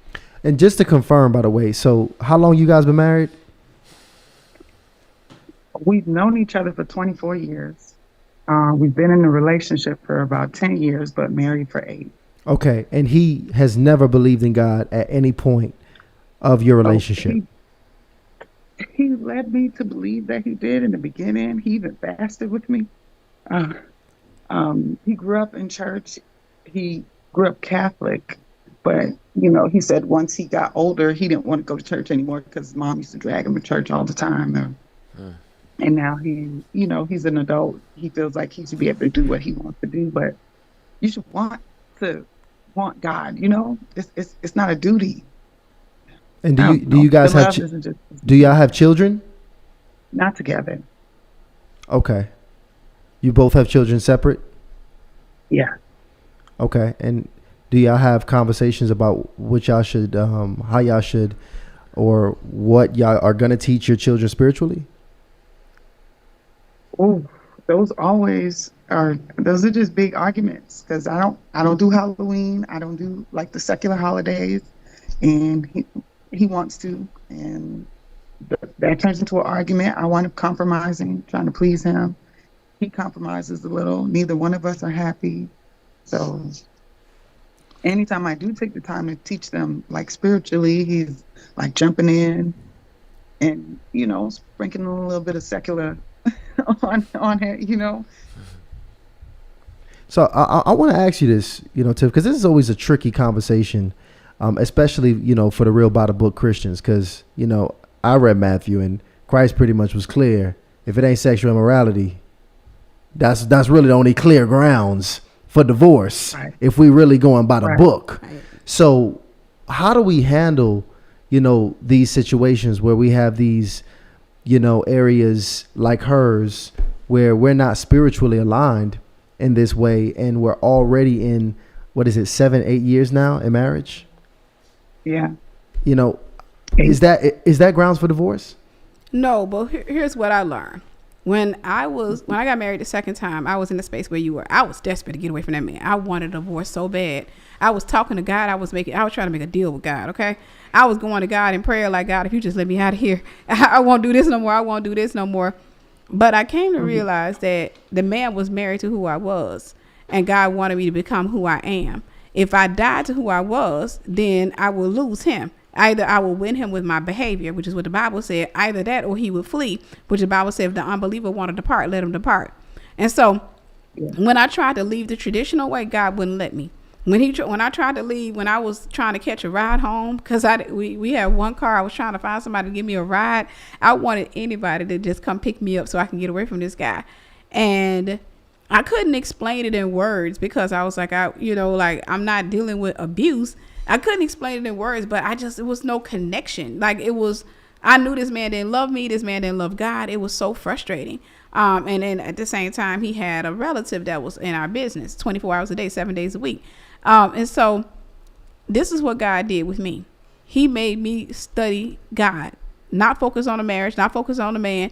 What you're supposed to do outside the marriage, he makes you do in the marriage. So in the outside the marriage, he says, seek ye first the kingdom of God. I had to do that in the marriage.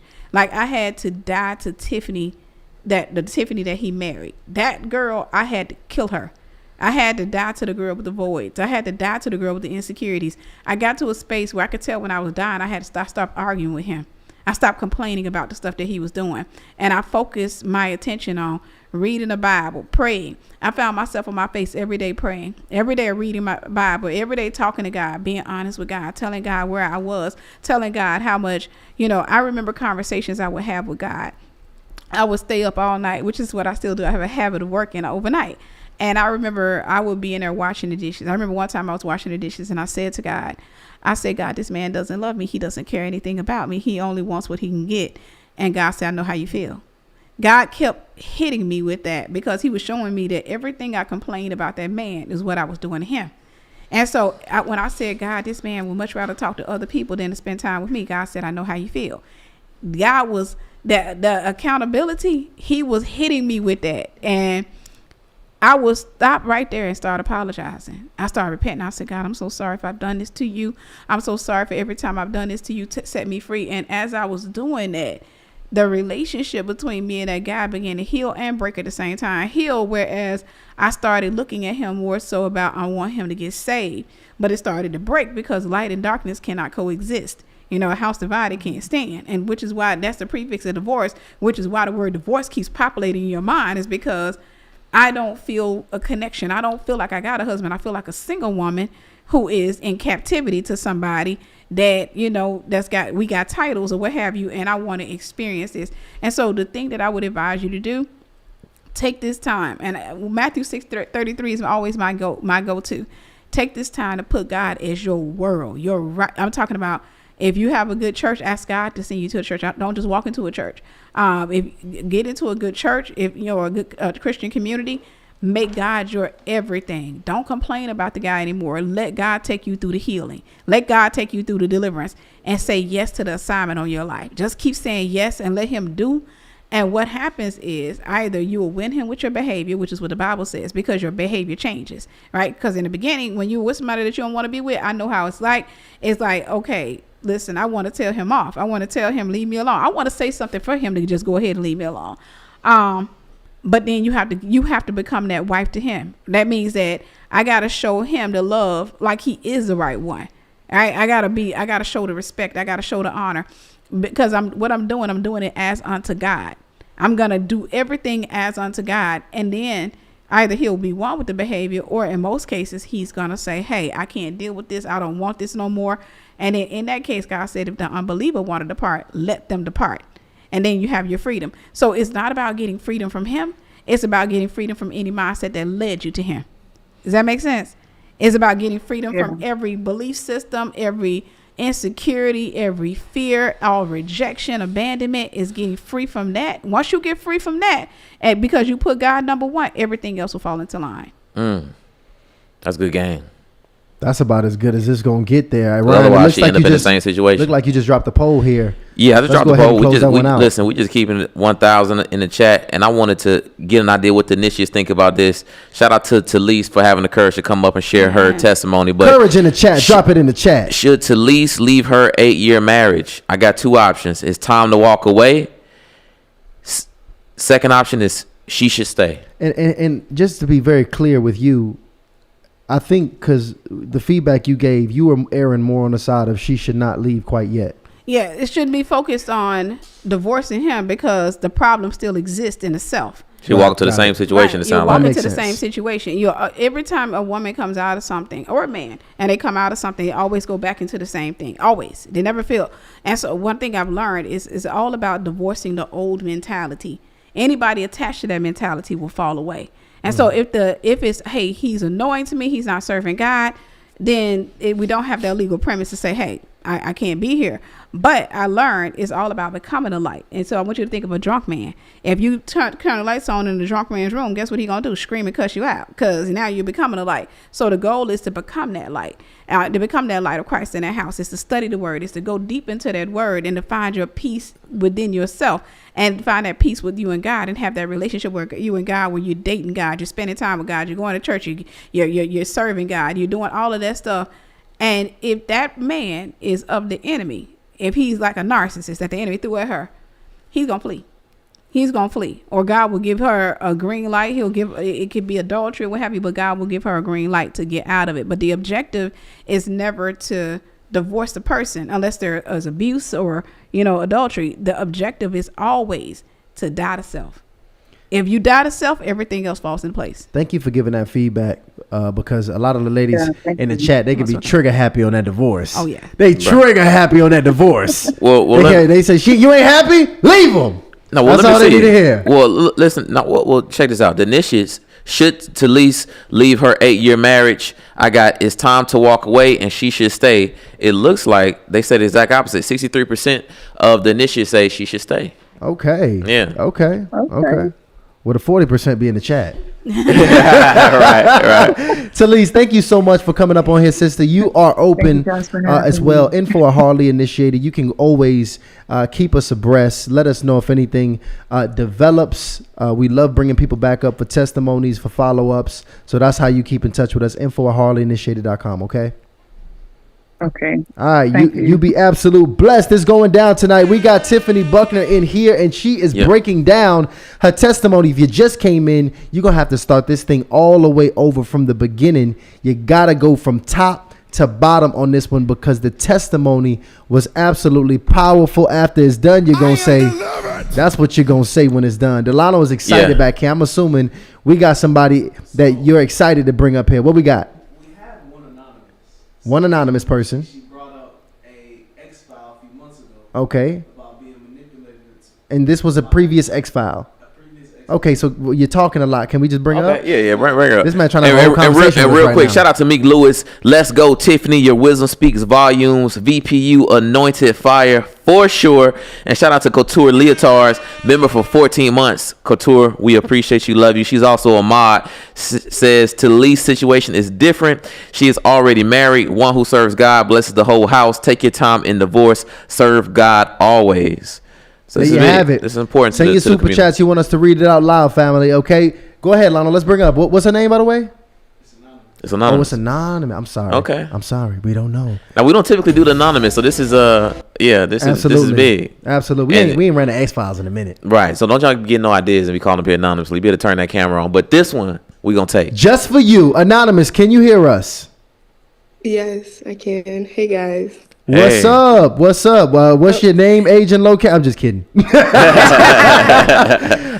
your age and location is cool, right? Can you get? You know what? Yeah. There you go.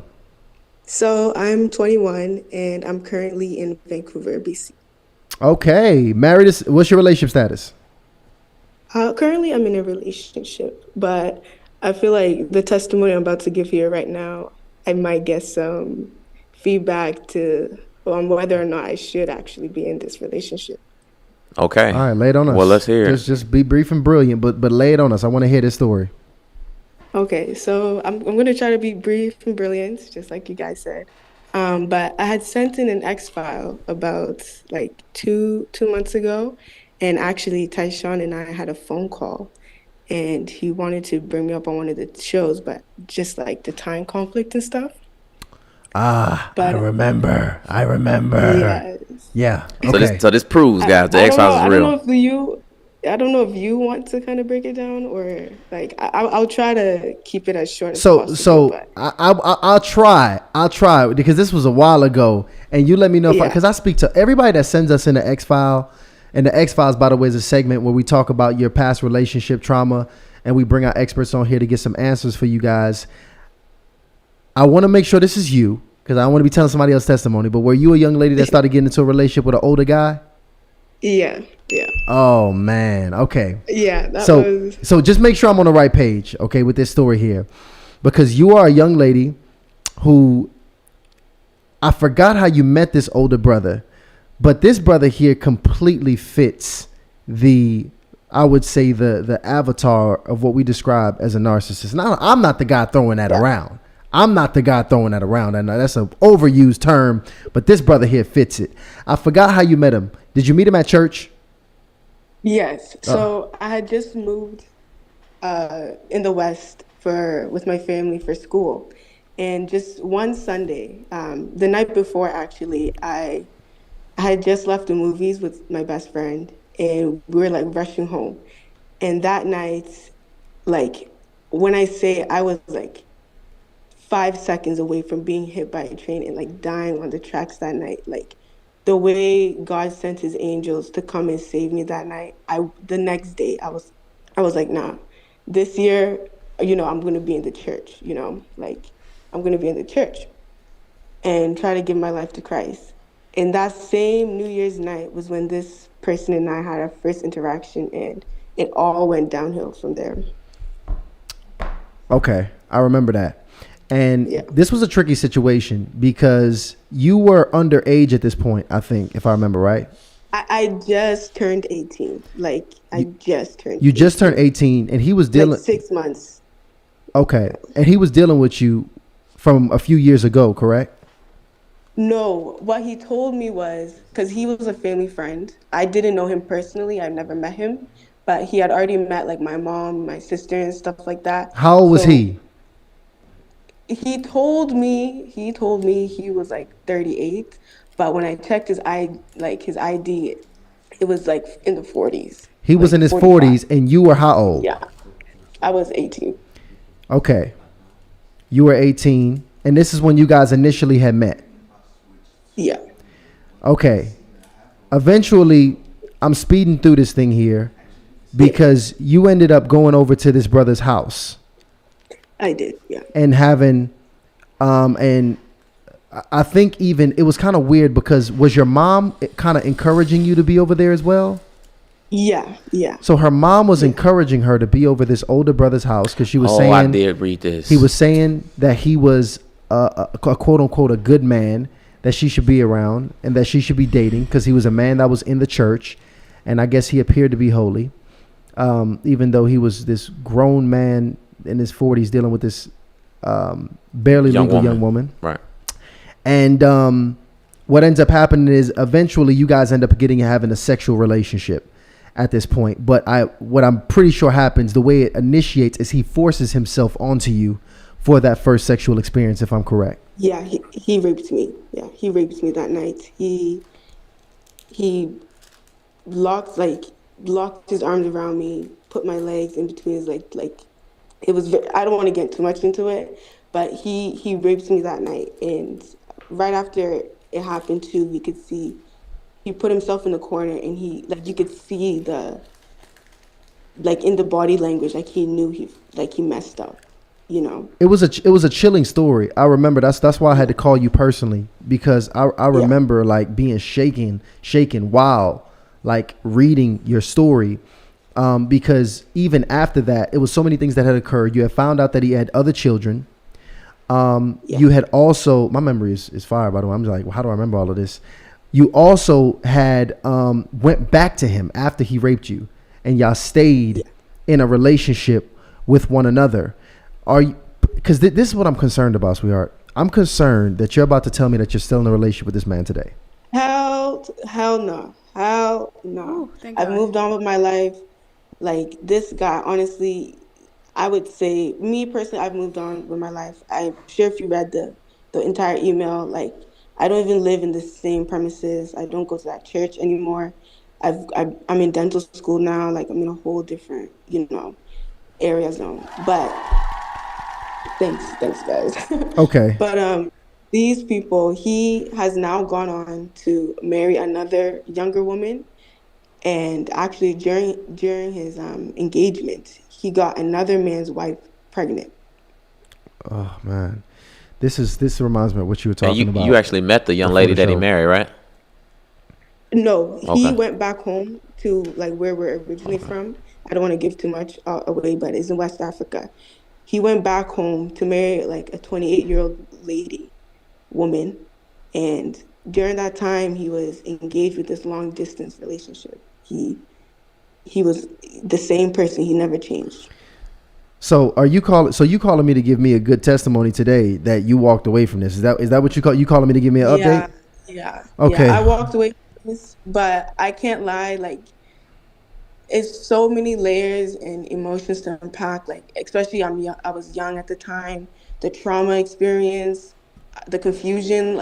I'm going to my mom, but my mom's encouraging something that I know that is so wrong. So it's playing these mind games and stuff like that. It's still something that I will say is on my mind still. I still think about it, but I'm just I'm trying to get that deliverance.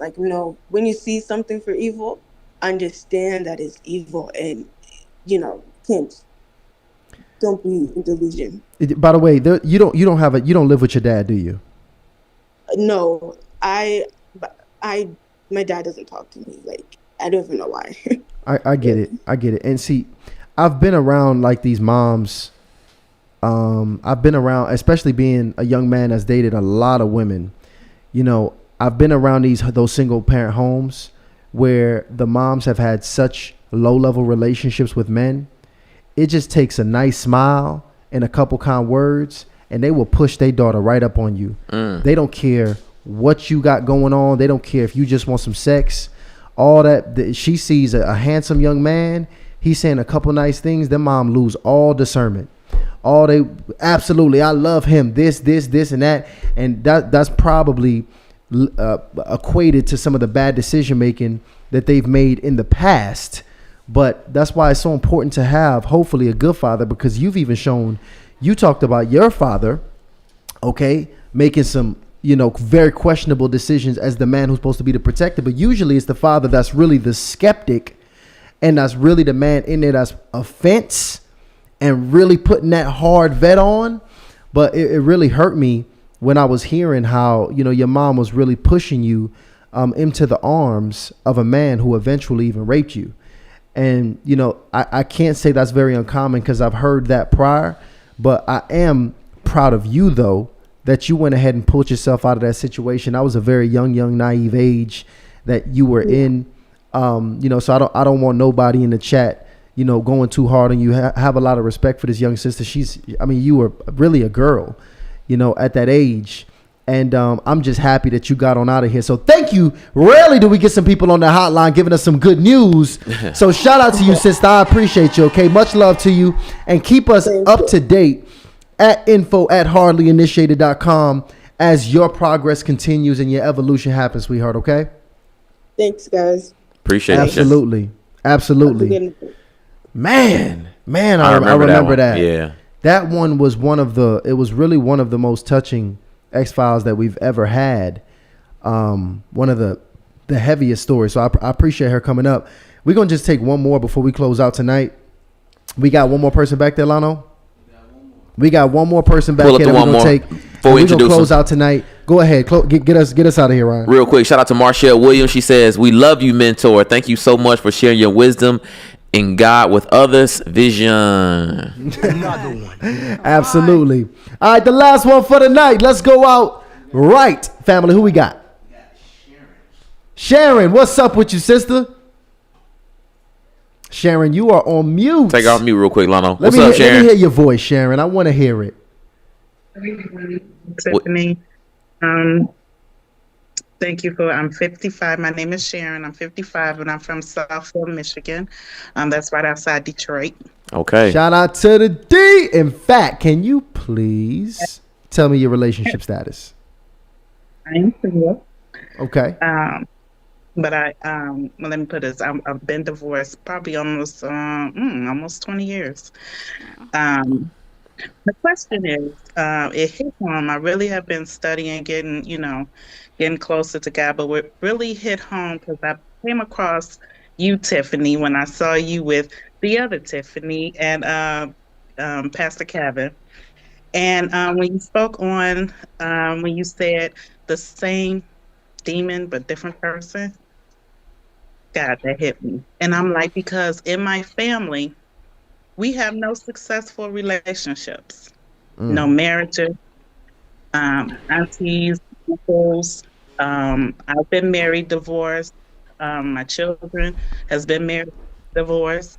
So I'm feeling like there's something in this line here, and I want to break it. It's like I've been really seeking to intercede to just break whatever that curse is, to break that demonic pattern in my family. So I did sign up for that Mass Deliverance Friday. Congrats.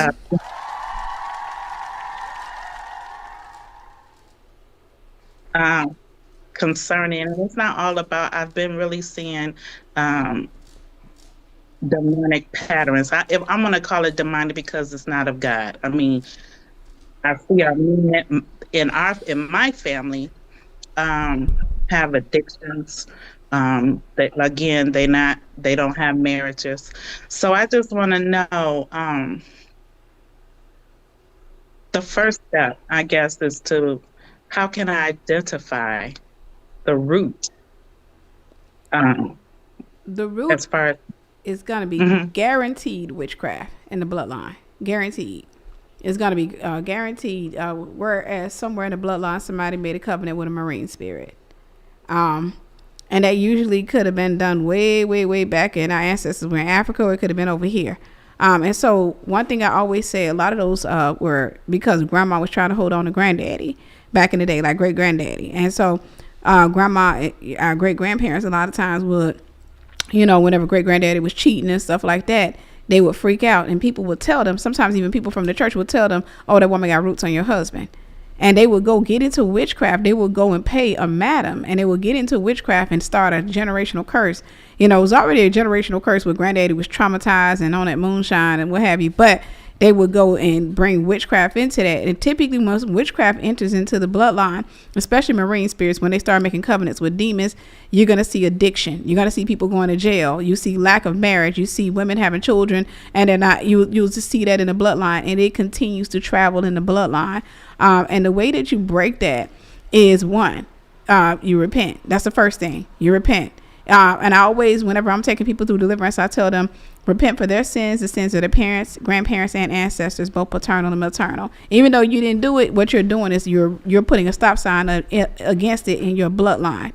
I mean, next, you want to make sure that you go through deliverance, which is number 2, right? You go through deliverance so you can break that stuff. In the deliverance, we destroy the altars, we destroy the contracts, we destroy the agreements, we bind up the demons, everything that has any assignment to you. But that doesn't fix it. That just makes it a lot easier. So nothing has you chained to an altar anymore. The third thing is the stronghold. This is the stronghold of the mind. This has everything to do with the belief system. This has everything to do with every belief that you come. So belief like all men cheat. That's a belief. That's a wrong belief. A belief that, hey, a man's supposed to do this for me.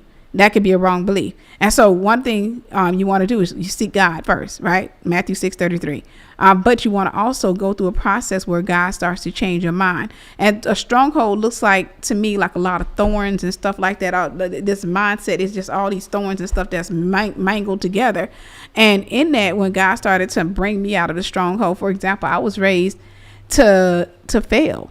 I was raised to wait for the man to come and he was going to provide for me. Matter of fact, the other girl she was talking on the previous one, she was saying her mom was pushing her to that relationship. My mom did the same thing. An older man came after me when I was younger. I was trying to hook the man up with my mom, but the man was obsessed with trying to get with me. And my mom was like, well, he's a nice guy. He makes money. But instead of telling me, hey, go to college, go make your own money, she was telling me, go get in a relationship. And so I had to untangle all of those beliefs, all of those things. I had to come through that in my relationship, through my relationship with God. And I had to go into this process with God that was foreign to me. And when you go into this process, understand that family gonna get upset. Because when they're still in the stronghold, they don't like you when you're coming outside of it. They're going to start saying things like, you think you all that, or you can't be so heavenly minded that you ain't no earthly good, everything, you're religious, everything underneath the sun. But you have to put those boundaries up with family, remembering that bound people hate boundaries. That's why they call boundaries. And so you have to put those boundaries up and allow God to change your mind. Please don't seek a relationship until he does. Let him bring the right person, but seek him first. Let him take you to the schools. Let him stretch you. Let him get you to even write your testimony. Because if he's been telling you to write a book, you need to do it. And the reason he tells you to write is because he said, and they overcame him by the blood of the Lamb and the word of their testimony. Sometimes it's your testimony that's withheld, that withholds you from everything else. And so that's how you free yourself. You're freeing yourself. You're telling your story. I had to learn to tell my story without being afraid of my family being upset with me, because that's how it is in Mississippi. You're supposed to stay bound. What happens in his house stays with his house. That's what the no snitch culture comes from. But I had to learn how to sit there and testify and say, hey, this is what I went through. That's what I've gone through. And this is the path that I've taken. And so use that time to chase God with every fiber of your being, and let God change your mind. And he'll introduce you to a you that you haven't met. I said that before. And when he introduced me to who I am, it blew my mind, because all I thought I was going to be was a woman with 2 kids. That's what I thought. I was going to be a wife with 2 kids. That's what I thought. That was my plan. That's why I jumped in marriage. I thought I was going to be a wife living in the backwoods of Mississippi with 2 kids. And that's that. You know, he was going to be going to work. I was going to be going to work, and that was going to be it. But the Tiffany he introduced me to is totally different from the Tiffany I am now. You know, from the person that I am. He introduced me to my assignment. He introduced me to who I am. That's how you break the stronghold. The stronghold is not just broken in deliverance, because still in deliverance is, hey, I'm free. But God's now saying, hey, get back on the road. I want you to chase me. I want you to love me. I want you to yield yourself to me. Then I want you to say yes to your assignment. I want you to do everything I told you to do. And in your assignment is where you meet the right person. That's when you meet not just the right person in a man. You meet the right person in you. You meet that person, and in your assignment, when you're meeting this person, you start finding out that I actually don't like this. And so none of the relationships I built outside of this could have ever worked because I kept introducing people to who I thought I was. Then I get delivered from that person, and then the person, he'd have just lost another woman again because now I'm delivered from that person. And so I learned the most important thing is seeking God and coming to know yourself, and you coming to love yourself. In that process, I tell you from experience, God entangles the mind. He takes those thickets. He takes all of that stuff. He untangles it. He gives you a different belief system. He lets people fall away from you. You got to be used to that. You know, people fall away. And then he brings new people into your life. And then over the course of time, you find yourself doing stuff, going places that God, you never thought you would. And then in the midst of all of that, you meet the right person. You meet you.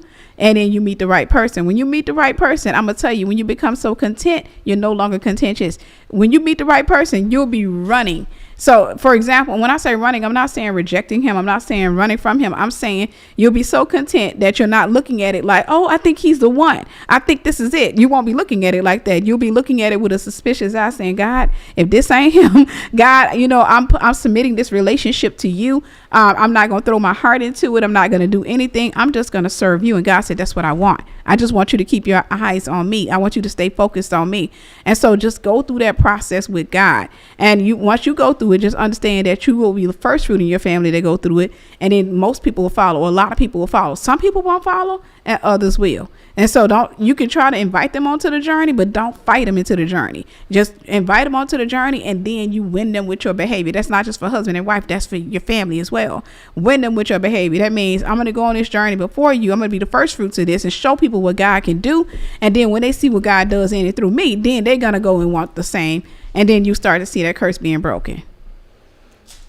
There you have it. Thank you, because I'm definitely like being separated from everybody. I don't, the people that used to call me and whatever, since I made this change commitment, like I say, the commitment wholeheartedly that, Lord, I want to break this. I want to do this. I want to live totally for you.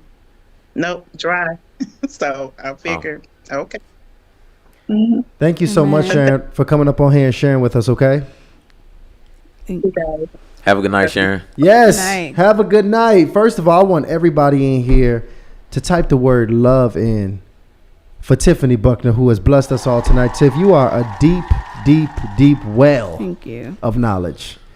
Deep well. I mean, there's so many things so many topics that when me and Ryan are, deliberating on what we want to bring to our initiates, your name gets thrown in just about every topic. I agree. Because we're like, Tiffany, she'll kill this one. Right. Oh, but she'll kill that one too. And she'll kill this one. You know what? That's why you end up coming on here like once a month. So just get used to it. Because you have a home here, Hardly Initiated. Y'all my family. And I really greatly appreciate you. I want everybody to make sure that you support Tiff every way possible. One way is we can go ahead and start making sure you go ahead and get these books. It's a bestseller for a reason. It is on Amazon. It's ready. And she decided to come here and give us 15 just to give away to you guys. So in the description, you can go ahead and fill that out if you want to go ahead and get one of those books. But I thank you again. Is there anything that the people need to know that you have that they might be interested in? I would just say Jezebel and the Prophet. If you happen to be a person who is constantly running into the narcissist, you had a narcissist in your family, you're going through the traumas and stuff like that, understand that you're in the system. And so one of the things that you want to do is you want to break that system. So I would just tell you to get Jezebel and the Prophet on Amazon. We got it on Audible as well. But get that book, and it's going to help you to start to identify not just who the narcissist is, because that's not all that important, but to understand who you are. I think whenever you start finding out who you are, it makes it a lot easier to introduce yourself to people. Because when I introduce myself to people, I scare people at times. And I just think to myself, that's good. Because that person, I'm not introducing the person to a facade. I'm introducing them to who I truly am. And people can get to decide soberly whether they want to affiliate themselves with who you truly are soberly, as opposed to who you became. I love that. What about the master class or the class that the young lady said she registered for? Oh, yeah. I have a mass deliverance coming up Friday. It's going to be a virtual deliverance where I'm going to be casting out demons. And I got a few people that's going to be helping me. So you could definitely register for that. I think. What's the website? It's going to be courses.teachable Well, no, courses. I think one of the ladies, Ruth, is in the comments. She could probably post it. Yeah, Ruth is going crazy in the comments. Ruth, go ahead and post that. And also, can they Yes. find it in your Instagram bio? They can find it in my Instagram bio, my link. Yes. Okay, you can go into the Instagram bio, but Ruth is also going to post it here in the chat. Okay, so if y'all want to be a part of that deliverance, please go about doing so. Remember, guys, listen, Harley Initiate is where we're going to heal you. It's where we're going to build you. It's where we're going to educate you. And Harley in Love, the spinoff, is where we're going to connect you. So look, if y'all, you listen, y'all over here still healing, Harley in Love ain't for you. All right? You can watch it for entertainment. You can watch it for entertainment. But for those of you that actually want to go about dating and connecting, me and Ryan, we over there having a really great time. Yeah, it's dope. With the lovers over there. Hardly in Love Dating. If you want to search it, please subscribe, as we're growing an absolutely brand new channel. We putting together some really fun dating shows. We got some excellent singles that's actually looking to be serious about finding somebody who's equally intentional, which we're doing a great job bringing some incredible people there. We found a brother, a 48-year-old virgin. Yeah, man of God. Was on that other night. Man of God, yeah. Son of a pastor. Shout out to Benny. Benny probably watching this show here tonight. We trying to find Benny a wife, y'all. Y'all go over there and check out what we're doing. We having a really good time over there. Just check that out. Everybody that subscribes to this channel, to Harley in Love, I just want to thank you guys. I want to thank you guys for everybody that stayed in here till 11 p.m., especially if you're on the east side. Some people, we got folks in London, all over the world watching. Thank y'all for staying up watching these late night shows that we put on for you. I hope you're getting something incredible from it. Just know every Monday and Wednesday we bringing this. If you want to continue to support, Lano, pull up how they can continue to support the channel here. If you want to go about supporting the Fight the Flesh bracelets, I can't talk tonight. I'm tired, y'all. Fight the Flesh bracelets is how you can go about doing so, as well as supporting us. Shout out to all my PayPal and Cash App supporters. Who are they, Ryan? Shout out to Cherie. Shout out to Anna. Shout out to Jess. Shout out to Coretta. Shout out to Judith, Ernest, Freddie, Sharita, Ronald. It's a bunch of them. Julian, Millicent, Java, Tiana. First of all, y'all keep the lights on in here, all right? Yeah. So I appreciate y'all. Y'all allow us to continue to pour into the platform so we can keep it going. It's a lot behind the scenes. And shout out to Sandra. To keep Harley Initiated going. I forgot about Sandra. Sandra Holloway. Man, I don't even think she just say her full name, but she sent us a love offering. Oh, man, she blesses every couple of months. And that, Sandra, we love you. Like, literally. You're my sister. We absolutely do. Cousin.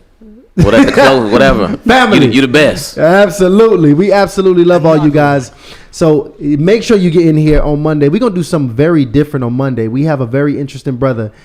James Tour is going to be coming in here. Y'all probably have not seen He's one of the few, a brother like this before. One of the few scientists in the world that actually still practices faith. And believes in God. Yep, and believes in God, and he's going to come speak to us. It's gonna be it's gonna be a very good interview. It's everything about fascinating. Everything about the intersection of science and faith, and he's got an incredible testimony. I know he'll share. But one of the things that they told him as he was working his way up in the science field, renowned scientists, they would tell him, "Hey, listen, if you really want to be a top scientist, you gonna have to drop this faith thing," and it's something he absolutely wouldn't do. Amen. So he's one of the few scientists in the world that is of faith and also highly sought out in science. Absolutely. So it's going to be a fascinating conversation that we're going to have on Monday, and as you know, next Wednesday it's going to be straight fight night in here. All right, we actually are hosting a highly anticipated debate next Wednesday on biblical polygamy. I found some brothers here who are literally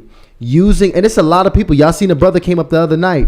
There are Christian polygamists out here, guys. They use the Bible and justifiably can defend the polygamy as being the way that we should be actually building our family. And Damon Richardson is actually coming, one of the very popular urban apologists. Shout out to the urban apologists and urban apologetics. He's coming to obviously speak on the opposite end, a man and a woman only, and monogamy being the way. So we're going to bring that conversation. These are all pastors. These are all pastors. We're going to have this conversation next Wednesday. It's going to be a fascinating week next week, and it's going to really be hitting like this every week on Hardly Initiated. So we are going to continue to bring some incredible conversation and perspective to the platform. So you guys stay tuned, and y'all already know how we do it. Hardly Initiated. We are out.